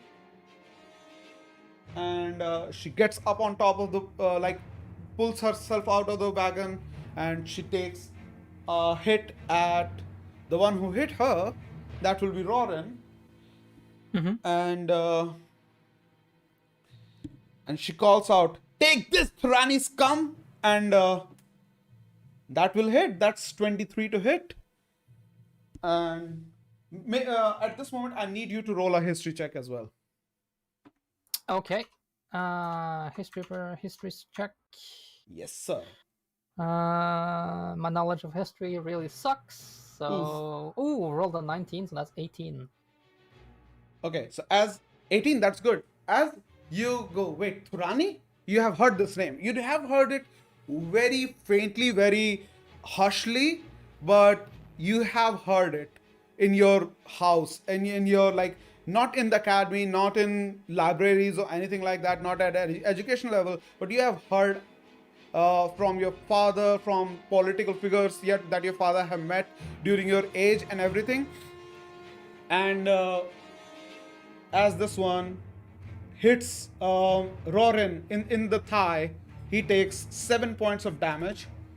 And it reminded you, Thurani used to be part of this other elfish house, Fionn, and Fionn are considered entertainers, but hush hush, everybody knows that they are spies and assassins.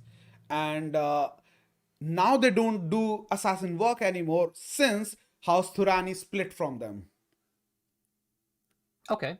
So if they don't do assassin work themselves and House Thurani split, I hope you can get 2 and 2 together.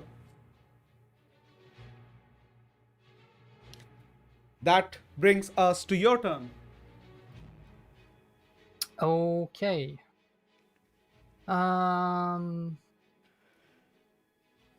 So just so the knowledge I gained from that was that their house used to be a guild of assassins kind of thing where they did killing for hire kind of thing. So my assumption is that they have taken on a Hit job. an offer, a job for killing. I do not believe that Bernier and Seneki is working for some good people either. So I will still be leaning towards these people, knowing that they have been assassins and they haven't killed me yet. Okay. So you So wanna I'm gonna keep pelting these half orcs and seeing. At least I have trained assassins on my side, so that's the knowledge I take from it. Hey, I have assassins on my side. These orcs don't stand a chance. All right. So I will shout at them. You will remember the name Baldric Baldwin Waldheim III, and I shoot an arrow at Bernier again because he is a little bit wounded. So I want to take him out of the fight. Okay. So that's a roll with the dexterity. So that's a +4 roll on that, right? Exactly. Yeah. So that's a 15. 15. Oh, it hits. Nice. How are the damage on the? So you rolled. This is a longbow, right? Yeah. So that's a longbow. So it will be 1d8 plus 2. Okay. 1d8 7. Plus 2. That's a 9. Ooh. Bunny So takes another one in the gut, and she screams and jumps, like slides back into the wagon. You can tell that she's looking really, really bad now. You saw like blood gush out of her belly as she slides underneath the wagon. And yeah, that ends your turn. It brings us to Caro. Caro is gonna also take another hit at Bernier before she slides in, and he rolls. That's a cock. That hits too. Oh, ooh, boy, this is getting spicy. So these orcs are not doing well, are they? Nope. Oh no. Yeah, this one basically takes right in her neck, in the collarbone, and as she slides down, you hear Zuneki's no, Bunny! And you can tell that she is down. She is definitely down. It brings us to Roran's turn, and Roran gonna take a hit at Zunaki, who is in the cover, so it will be harder to hit her. He rolled pretty bad and just hit a tree. Like it just went past the wagon and hit the tree. That brings us to Zunaki. Zunaki, with her bonus action, she pulls out something. She takes a little bit of time inside the wagon, and I need you to roll a perception check. Perception. How perceptive am I? Not at all. Awesome. That's a 6. 6. Zunaki, being nervous and being anxious and being in problems, she calls out on the thing. We will not make it. We can't get to Guyana. We need a champion. The client has to get here. The client has to take the dragon baby himself. Otherwise, we will not get it to her mother. And then she pulls out and immediately with her crossbow takes a shot at you. That's a 6 plus... I'm looking at wrong numbers. That's a 12. That's nearly just you at the last moment. You just dodge and it just goes past your ear, and it stuck behind on the bolt. Basically, gets stuck on behind you on a tree. That ends Zuneki's turn. Back on top of the round, it's Bernier. Bernier Bernier. has to roll a death save. Okay. It's a natural one. Ooh. She is probably not gonna survive this.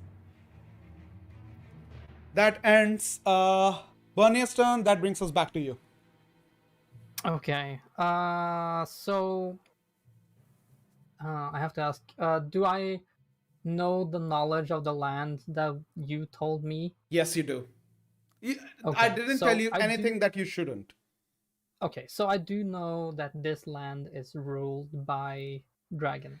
I mean, it's kind of like mentored by It's dragons, like metallic yeah, dragons. Yeah, but it's like the gold dragon has the yeah, like a kind the of like a ultimate deity, like a domain on over this thing, over this coast. ruling. So my mind would be that I've heard that they have a baby dragon in that crate, um, presumably against its will. Roll a history check, by the way. Okay. Mm-hmm. Damn it. I rolled a 5, -1, that's 4. Yeah, you have no idea what kind of dragon there is Nah. in that, and you are going with your assumptions now. Yeah, so I'm going with the assumption that the crate went cold, so it's kind of a cold dragon of that sort. Being that it's a baby dragon, I do not know what their employer is. Yeah. Being that I had a weird feeling about them, maybe not being truthful about um, their employer being all human. It could be a bad thing or it could be a good thing. They could be bringing it home to the parents. Who knows? We'll see. So in my mind, Yeah. I am thinking I need to free this dragon. Okay.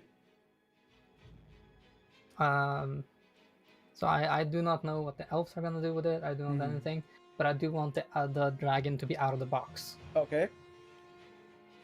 And to do that, I will need to take down Zuneki.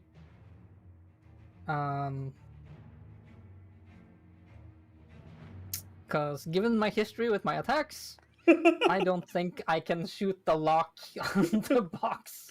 I mean, box is in the wagon. You have to get to the backside of the wagon to shoot the Yeah, box. I have to get on. I'm currently in the front of the wagon, so I can't really see. I have a clear shot on exactly. it. So I will try to take down Zuneki. For viewers as well, so they can see like you are in front of the wagon. Yeah. Yeah. So I will try to take down Zuneki, sending another arrow towards Zuneki.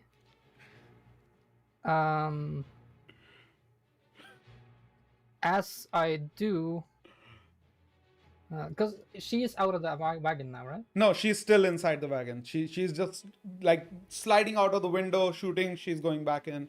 So Okay. But yeah, she's keeping an eye. So she has like advantage of the cover. But if you roll pretty high enough, you might pierce through every gap and you hit her.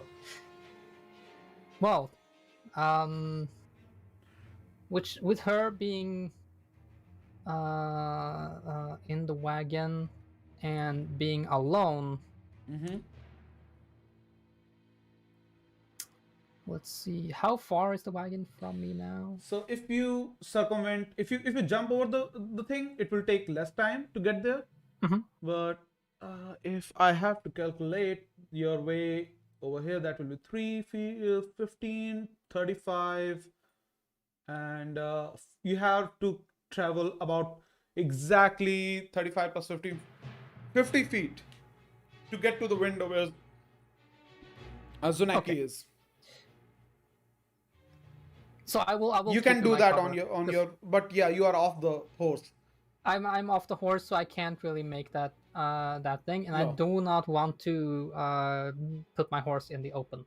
Okay. So I don't wanna put the horse like in her vision. Okay. Because at the moment my first priority is to not let my horse get hurt and not let the dragon in the crate get hurt. Okay. I don't really care about the assassins; they can deal for themselves. So what would so I so do want Waldrick, to send... what's the cunning plan? Aha! Here it comes. As cunning as to become the professor of cunningness? What if we dig a tunnel over? No. So I'm gonna send in an arrow towards Zuneki. Okay. And hope I hit. All right. And I will scream. I will shout at Zuneki. Tell me who your employer is. Okay. Who hired you? Because I want to know more about. Make an intimidation check as you shoot. Okay. So intimidation, that's a +2. Mm-hmm. Because I have ooh. So I rolled 18 +2, that's 20. Good. Okay. So we are intimidating. Do you want me to roll for the attack too? Mm-hmm. Because you are shooting. Yeah. Mm-hmm. So that's gonna be an 11 +4, right? Yeah. Yeah. So that's a 15. 15. Okay. 15 misses because Okay. she's in full cover right now. Yeah. So it would probably be like a 19 or 20 to actually hit anything. Yeah. So Caro and Roran at this moment start moving towards the wagon. Okay. They will get over here, and this man will get over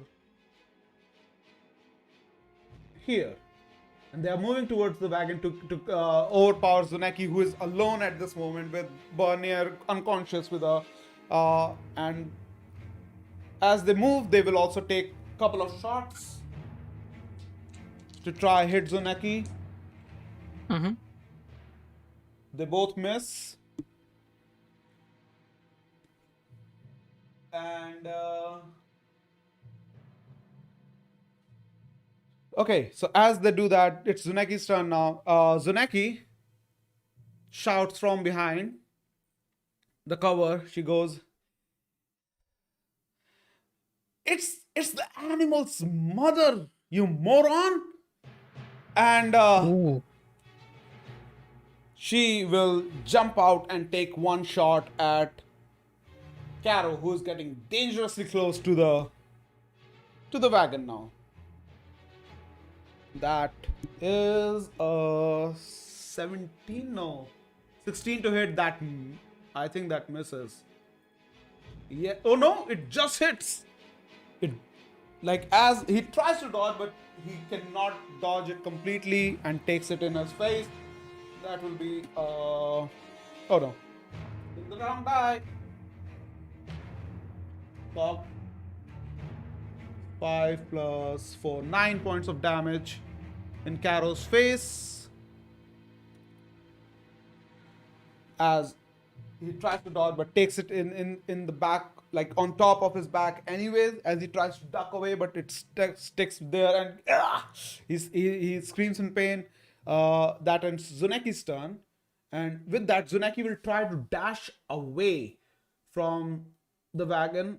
Actually, will she? Because we still have the issue of Bernier dying. Okay, she will try to hide inside the wagon. So just give me a second. I need to roll for like her stealth and their perception. Yeah, she does that beautifully. Mm-hmm. So she takes a cover somewhere in the wagon where they cannot see her, and she prepares for whoever is coming first on her. And that will end her turn. And that brings us back to Barnier, who has to roll what could be her last death save, because she rolled a natural one on the last one.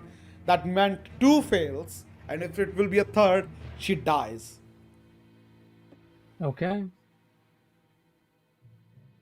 As Zuneki takes her side on the one side, and she looks at Bernier, and Bernier's neck lops on one side. Bernier is dead. Okay. That brings us to you, Waldrick. What you doing? So, Zuneki shouted that it's the animal's mother. Yes.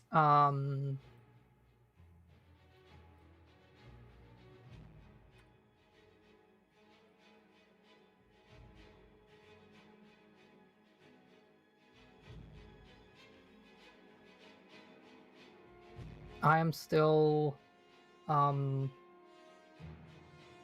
wondering why it has to be transported in a box for its mother. So I want to yell at her to just let the beast out of the box. Okay. And you don't have to die like Burner did. You don't know yet. Bernier is dead. Like in the game, Okay, Baldric doesn't know. But yeah, it looks like she could have died. You don't have to be End up like hurt Bernier. Burner. Yeah. Okay.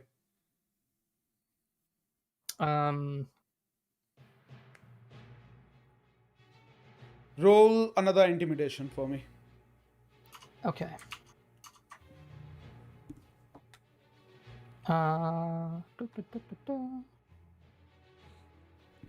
That's a 9 plus 2. That's 11.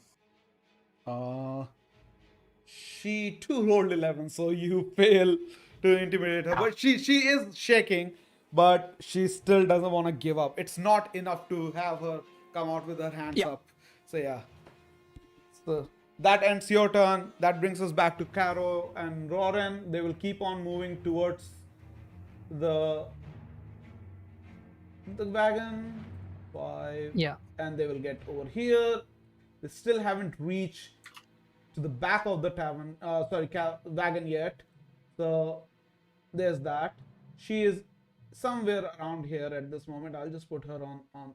Yeah, they will basically have to get into the Yeah. back of the wagon to get her. Like knowing that she said that is the mother of the animal, I'm having a little bit of a pause as to whether it was the wise thing to. It's actually Zuneki's turn. Side with the elves.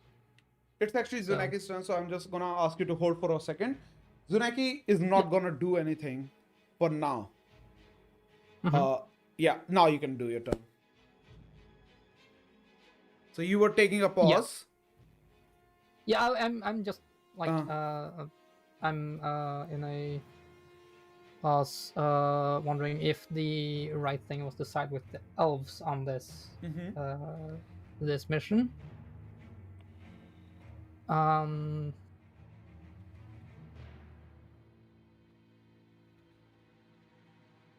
And I will tell Zuneki that why didn't you tell me it was the beast's mother?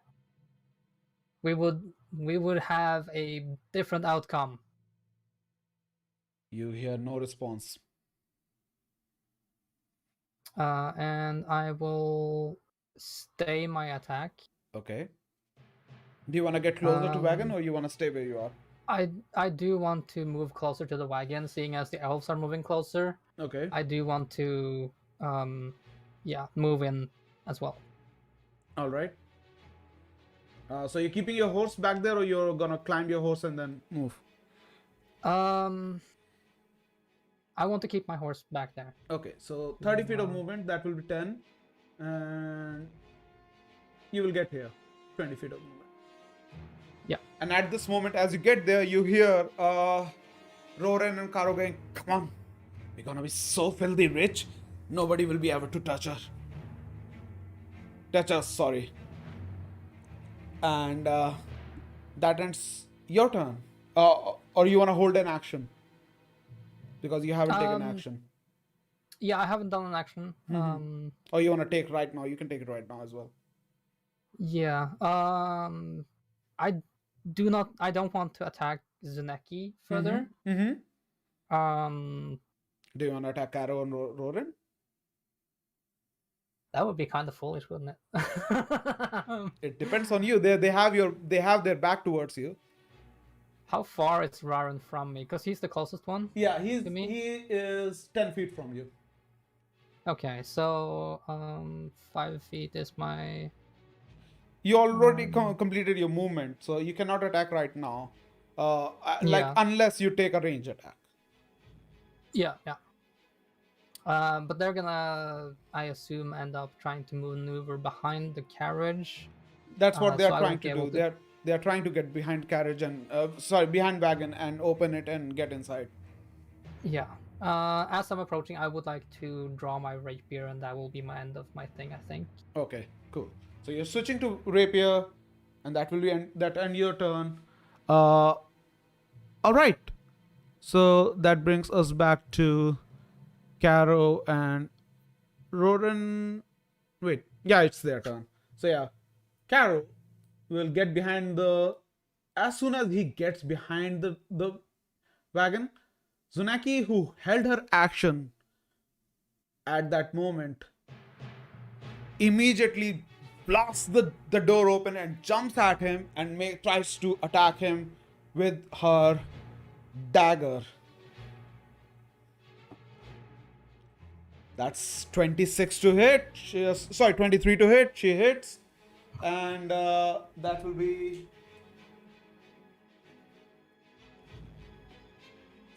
4 plus 4, 8 piercing damage. Plus, because it's a sneak attack,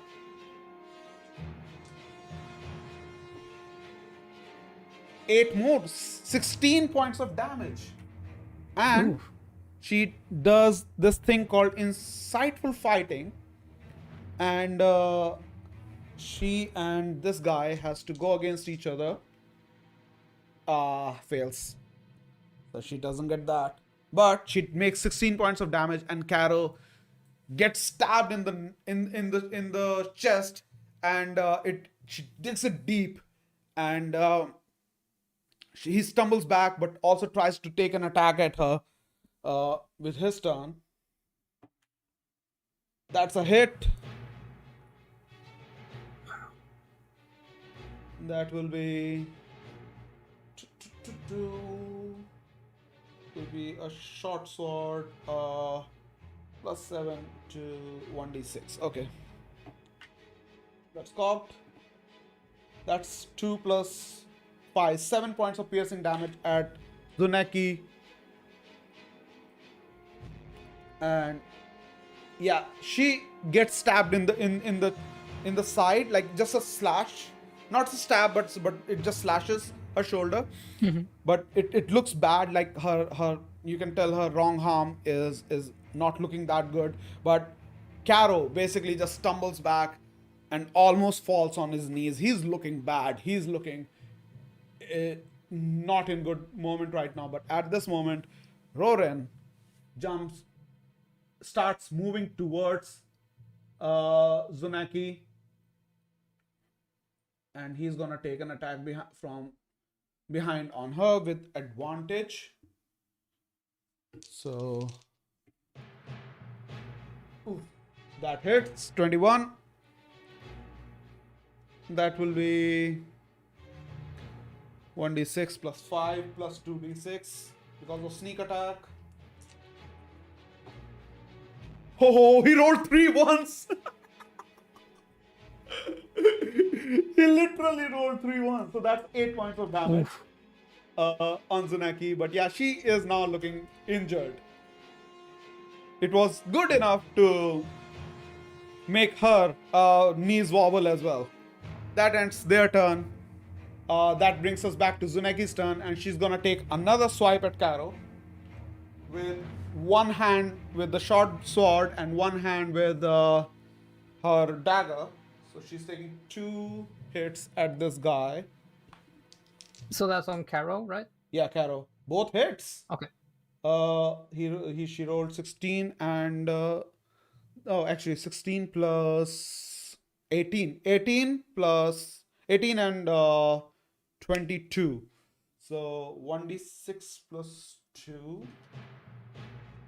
And that will be 1d4 plus 4. Okay. No, actually it will be 1d6 plus 4 and 1d4 plus 4. So 8. Actually, I don't have to roll. With the 2 swipes, she kills. She puts it in Caro's and Caro's heart, and another one in the tummy, and Caro's fall down as well. Okay. He's down. That ends Zuneki's turn. It's your turn now. What's Baldric doing? So, knowing what I heard Zuneki say about it's the mother of the dragon, I don't have any reason to doubt that. Yeah. Because it was kind of in a panic in the battle and things like that.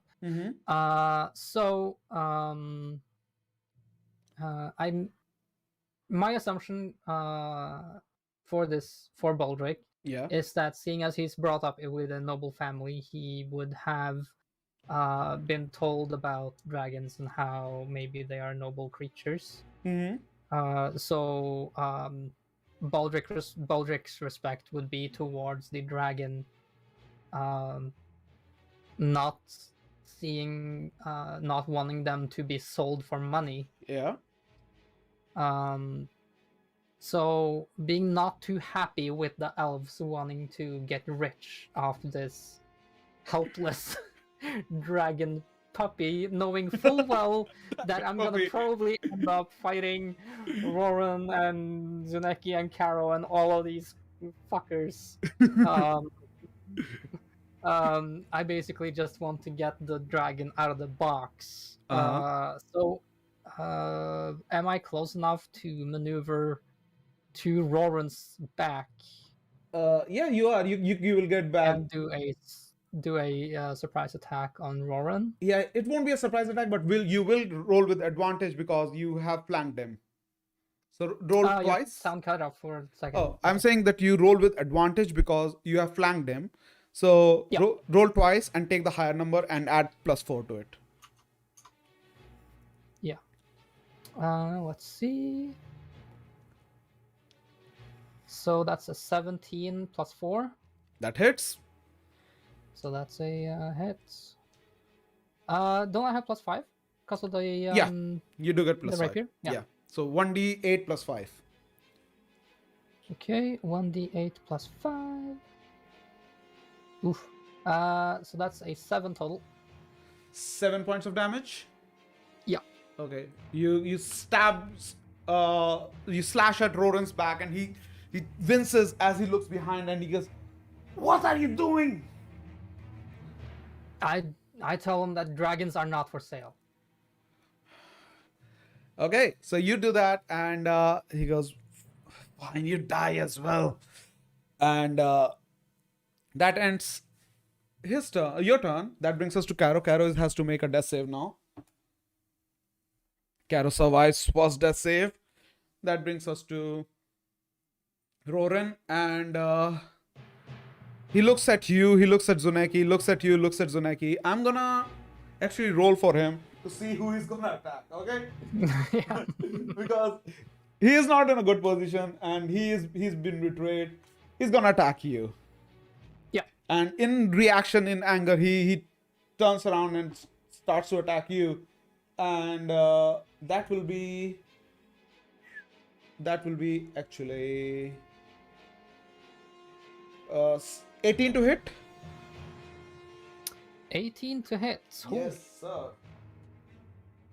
So it didn't do 18 damage, right? No. 18 to hit. So your AC better than AC. Yeah, it is. Right? 13 to 13. So that will be 11 points of piercing damage as he slams. 11. Yeah, Holy crap. he slams his short sword as he turns around and just stabs you in the gut with that. Yeah, I'm not looking good right now. You're on 16, right? 17, it says for me. 27 minus 11. Oh, no. Okay, sorry. No worries, no worries, I no worries. Just 1 point. miscalculated. Sorry, you're Yeah, right. fine. It is You're 16. fine. But that gives, as he turns around, now it's Zaneki's turn, and she gonna roll with advantage. Oh no, she rolled a 5 and a 1. So as she goes for the first hit with her short sword, Roran, expecting it, So- immediately turns. So on our positioning right now, Zuneki is on one side and I'm on the other, right? Yes, yeah, you can see on the map Okay. that you Yeah, so we are basically flanking. have them pincered. Yeah, I guess, you have flanked him. You have flanked him. And you, hi, welcome to the stream. JJ is playing for the first time, but he's doing really, really good. Baldric is not doing really well. I think Baldric will make a name for himself as the dumbest adventurer ever. Oh god. he did fuck up though. I did. Okay, so with first attack with her short sword, she misses, but she's like he just turns around and blocks her, but she pulls out her dagger again and tries to stab him in his gut, and that one hits. So it won't be 1d6, but it will be a 1d4 plus 2d6 because sneak attack, and that will be, well, he's looking really, really bad now. He is pretty much down on his knees, coughing blood as this one goes deep in his side, and she just twists the dagger a little bit extra to make him wail in pain. That brings us. So that's Roran, right? That was Zuneki's. That's Yeah, going- Roran is going down. But he's Okay. still up, and it's your turn. Oh, wait, I have to roll for Caro first to get his death save. Yep. He's surviving. Okay. Okay, so both Roran and Caro is on the ground. Pretty much. Roran is still up. Caro is unconscious, but Roran is still up. And he's still fighting. He's Okay, on so his knees, but he's fighting. Okay, so he still has fight left in him. Yeah. But it's your turn now. Yeah.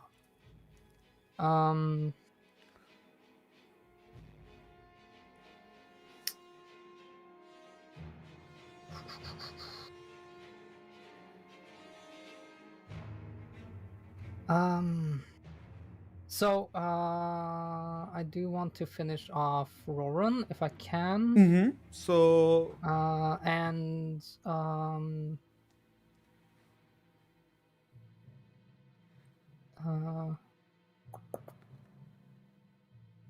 if you want to finish him, you can make an attack roll right now. I'll say that I want to get the dragon home. Well, you can do that after finishing the fight. Yeah, well, it's kind of trying to diffuse the situation with Zuneki. Yeah. Okay, so let's do the attack roll. That's gonna be. Yep. Let's see. That's a 13. Did you roll with advantage? No, I didn't. Yeah, so please do advantage because you're flanking. Oh, that's better. Yep. All right. So that's a 19 plus 5, right? That hits. I won't ask you to roll for damage. I will just ask you, how would you like to kill him? So. Yeah. I will say as I approach, I will say dragons are not for sale, and I will carve my initials into his clothing. BBW. like BBW, and then I will stab through as a dot on the end. All right. So as you carve him, and he just he just gasps and almost like you grab him with one hand and you're carving it with your sword with another, and he Basically Zorro it in like yes. yeah, And yeah, and as you and then I release him, thrust through him. he just spins a little and just falls directly on his back, and does one last gasp of air for like one last exhale before his eyes go cold and his body is stiff.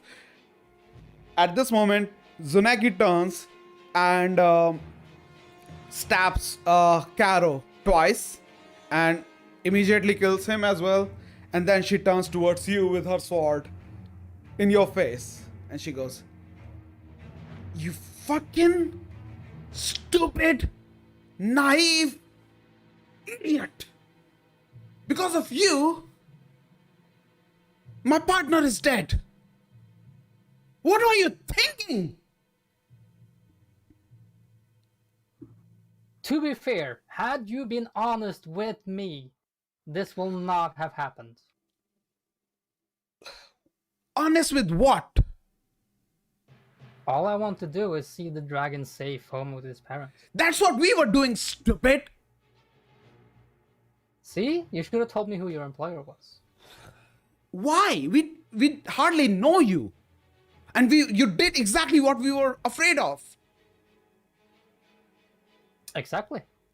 So, had I known, this would not have happened. So, how,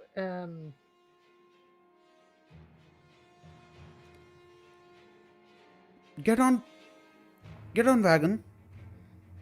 Start driving. And don't utter a word. I will just nod and I go to All right. get on the wagon, and get my horse alongside the wagon. So All right. So she basically keep goes riding. as you cross the trunk.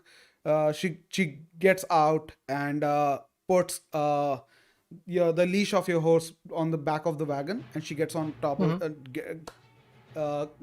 puts it on like ties it up with it, and she gets on that. At this moment, as you two start traveling for another 3-4 hours, you cross the river and you get to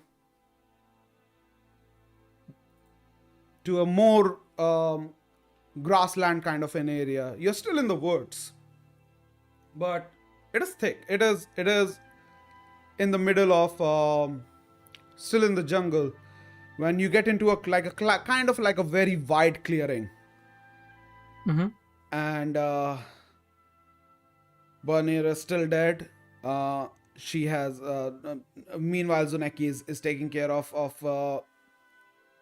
her dead body and putting her like in a decent position.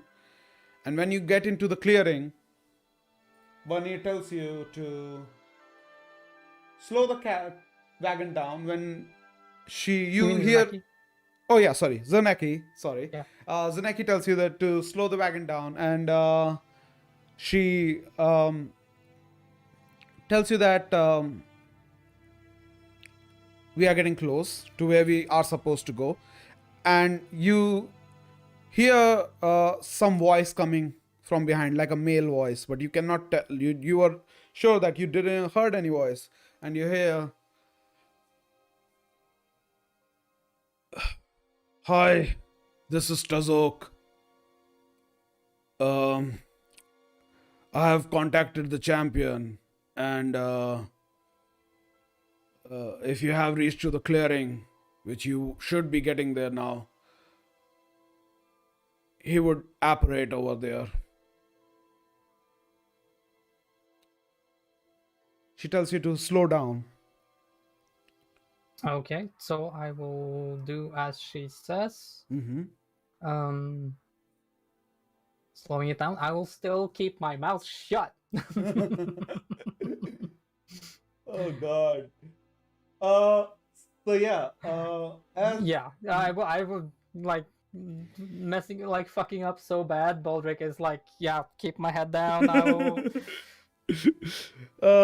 you get there, and all of a sudden you see this portal start opening up in front of you, and out of that portal you see this silver-scaled dragonborn walk out in full plate armor. He looks around and sees the wagon in front of you, and puts up his shield. On it you can see the image of golden dragon Chandra, the coastal deity, and she looks at you and goes, "Is this the house Tarashk wagon?" I say yes, and I yell to Zuneki to identify herself to um to the dragonborn. Um, saying there is somebody here asking for House Trask, and I halt the wagon. Yeah. Um, while I yell this to Zuneki, and I just keep um sitting there waiting for her to have a conversation with this dragonborn. She pulls her head out and she looks at him and she goes, "Thank God you're here." He goes, starts unhatching the box, and as the crate falls apart, you see the cage, and she opens the cage, and you underneath it you see this small little silver dragon youngling and hatchling in there, and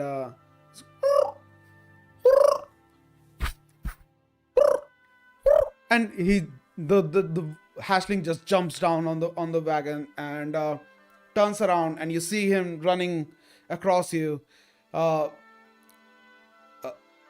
you have on behind on after him you can sorry after her you can see Zuneki also stumbling, and she looks at you.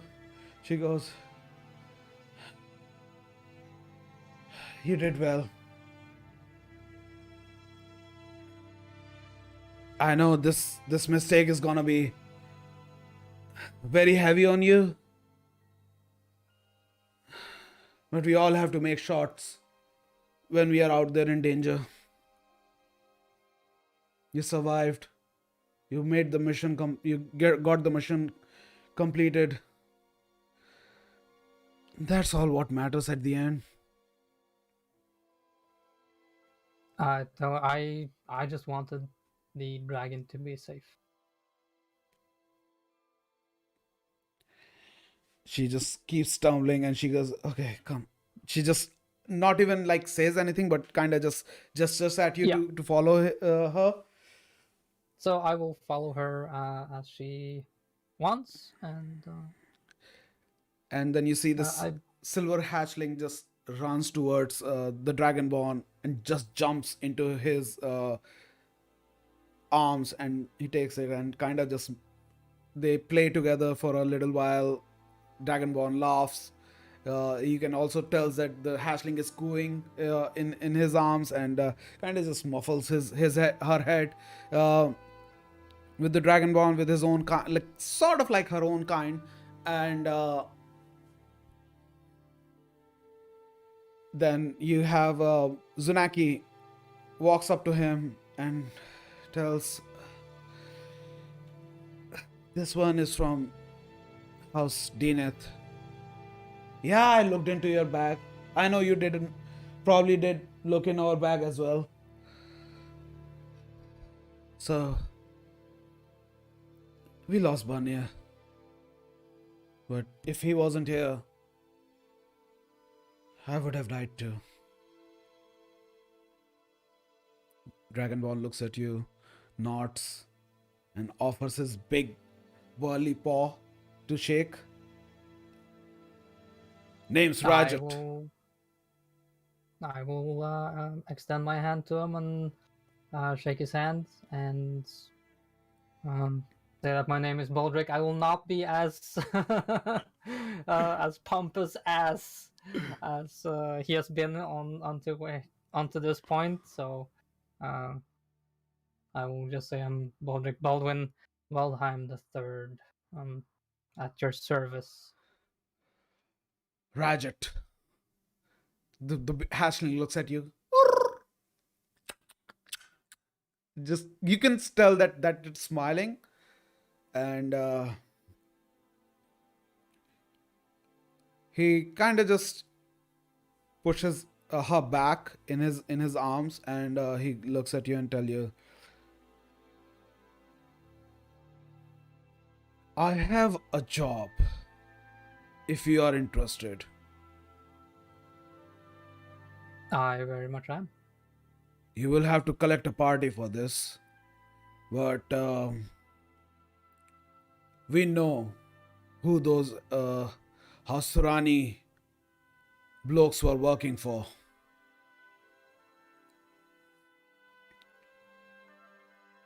It's a mage, a warlock named Talisi.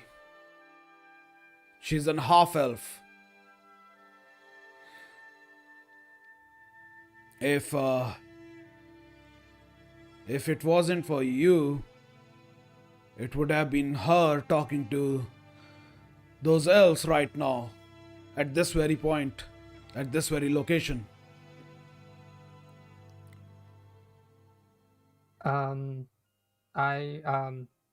I'm just glad the dragon is with its own kind. Oh, it still needs to get to its mother, which will take a little bit of time, but you did good. So I will not comment on that to him because I'm like still guilty as hell for that. So I will just try to like not let on that I made a mistake on that. He goes Feeling very into lucky. his I'm bag, yeah. and as you're kind of still pondering on those thoughts, you can keep going now. But he pulls out this silver scale, like a very small piece of it, but good enough to make gauntlets out of it, and he gives to you. Use it yourself. I extend both hands and do a bow as I uh, receive this gracious gift because it is a pretty honorable gift to get from a dragonborn. Use it yourself, or give it to anyone in your house. But I think House Thorashk and House Deneth can start a companionship from here on. I hope so. When you're ready to face Talisi, let me know. Go back to Dormath and contact House Thorashk. They will get to me, and I'll tell you how to get her. She is working for a very powerful wizard. Something we believe is not even of this world. And you may have prevented the apocalypse today.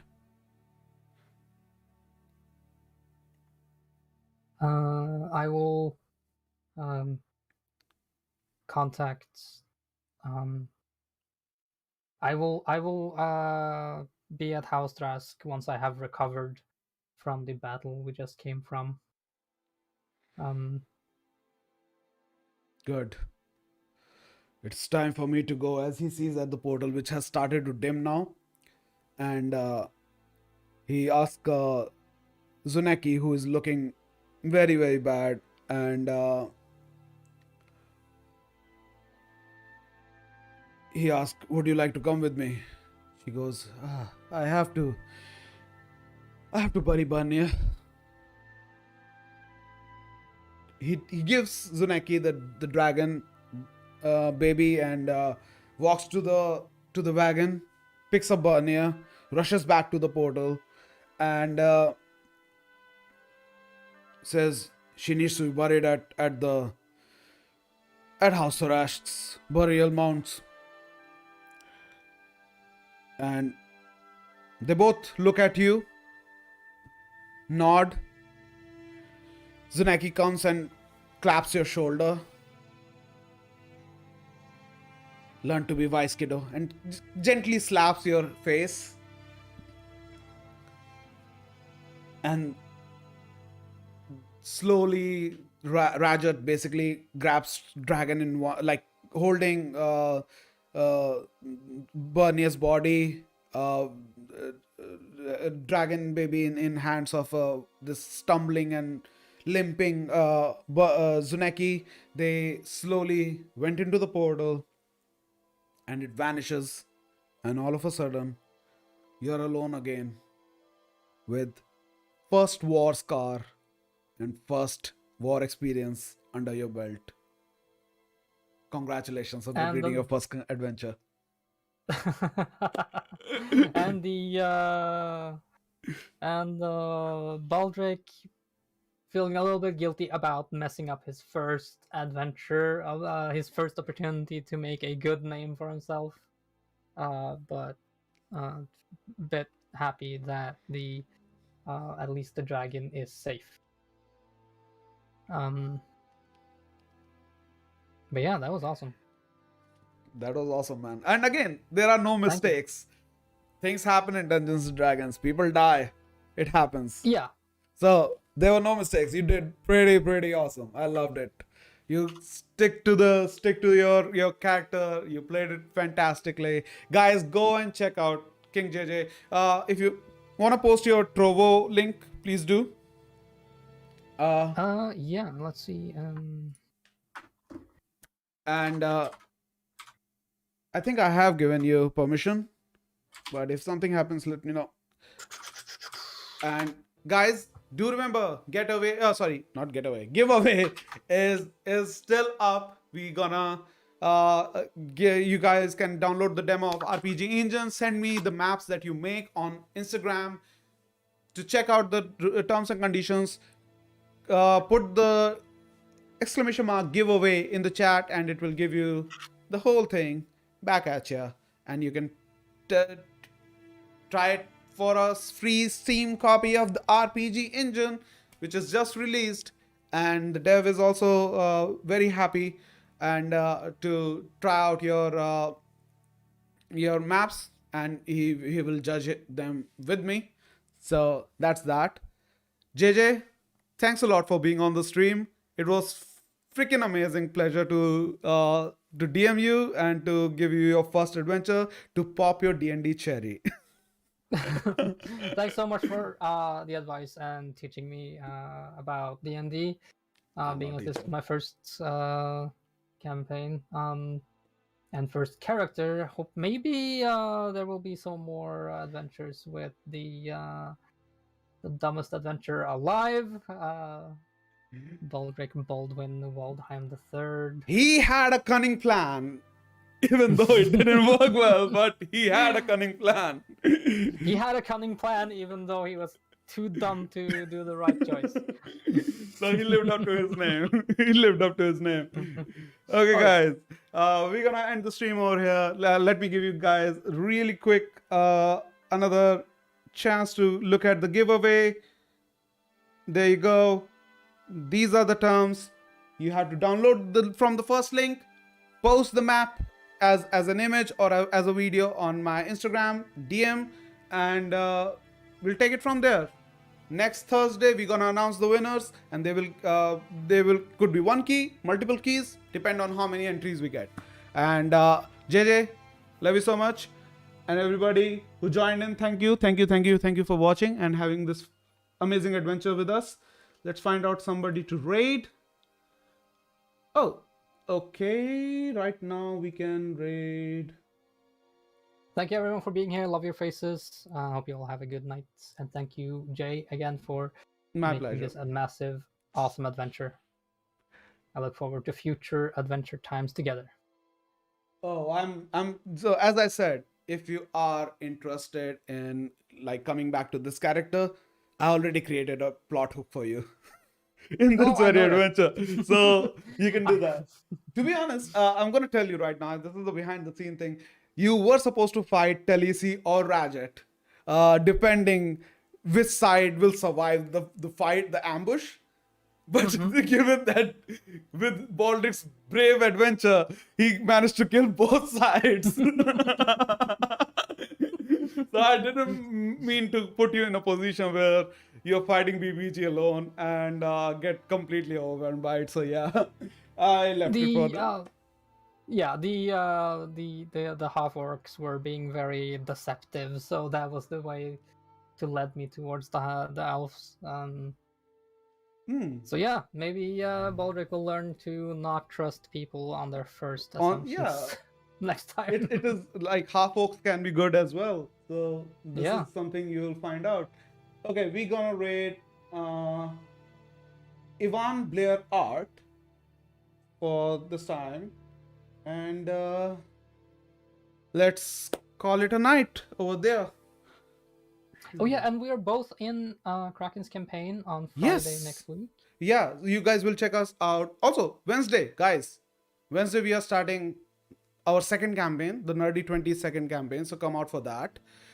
On Thursday, we will have probably another one streamer one shot. And then Friday, JJ will be back on this channel, as he said, to play in Kraken's campaign, which I host for him on this channel. So there's a lot of D&D happening next week as well. So if you haven't followed this channel, please do to watch more of lovely face of JJ. It will not be Baldric returning, but a different face, hopefully as fun. It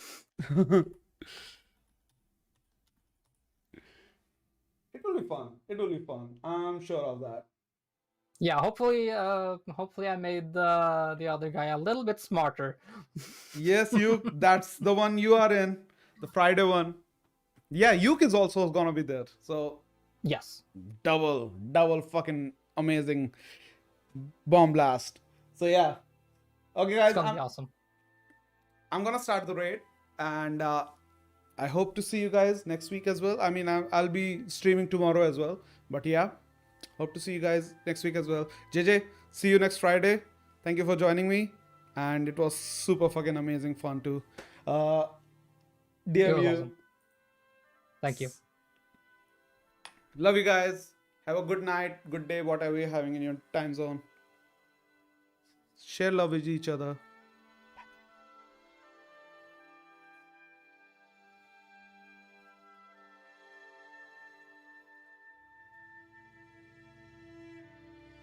Game. So in game, Ella's personality is she's like sort of a hardened soldier, you know. Ooh. Yo, Jay's a nerd. Thank you for the raid. Welcome, guys. Welcome. Seriously, thank you very much for the raid, Jay. I appreciate it. How was the stream? What we do today? What was the theme of the stream? Thank you, Thorg, for doing the shout out. I appreciate it. Playing D&D. Oh shit. Were we actually playing a game, or were we world building, or what did we get done today? Good to see you, my friend. Thank you. One shot with one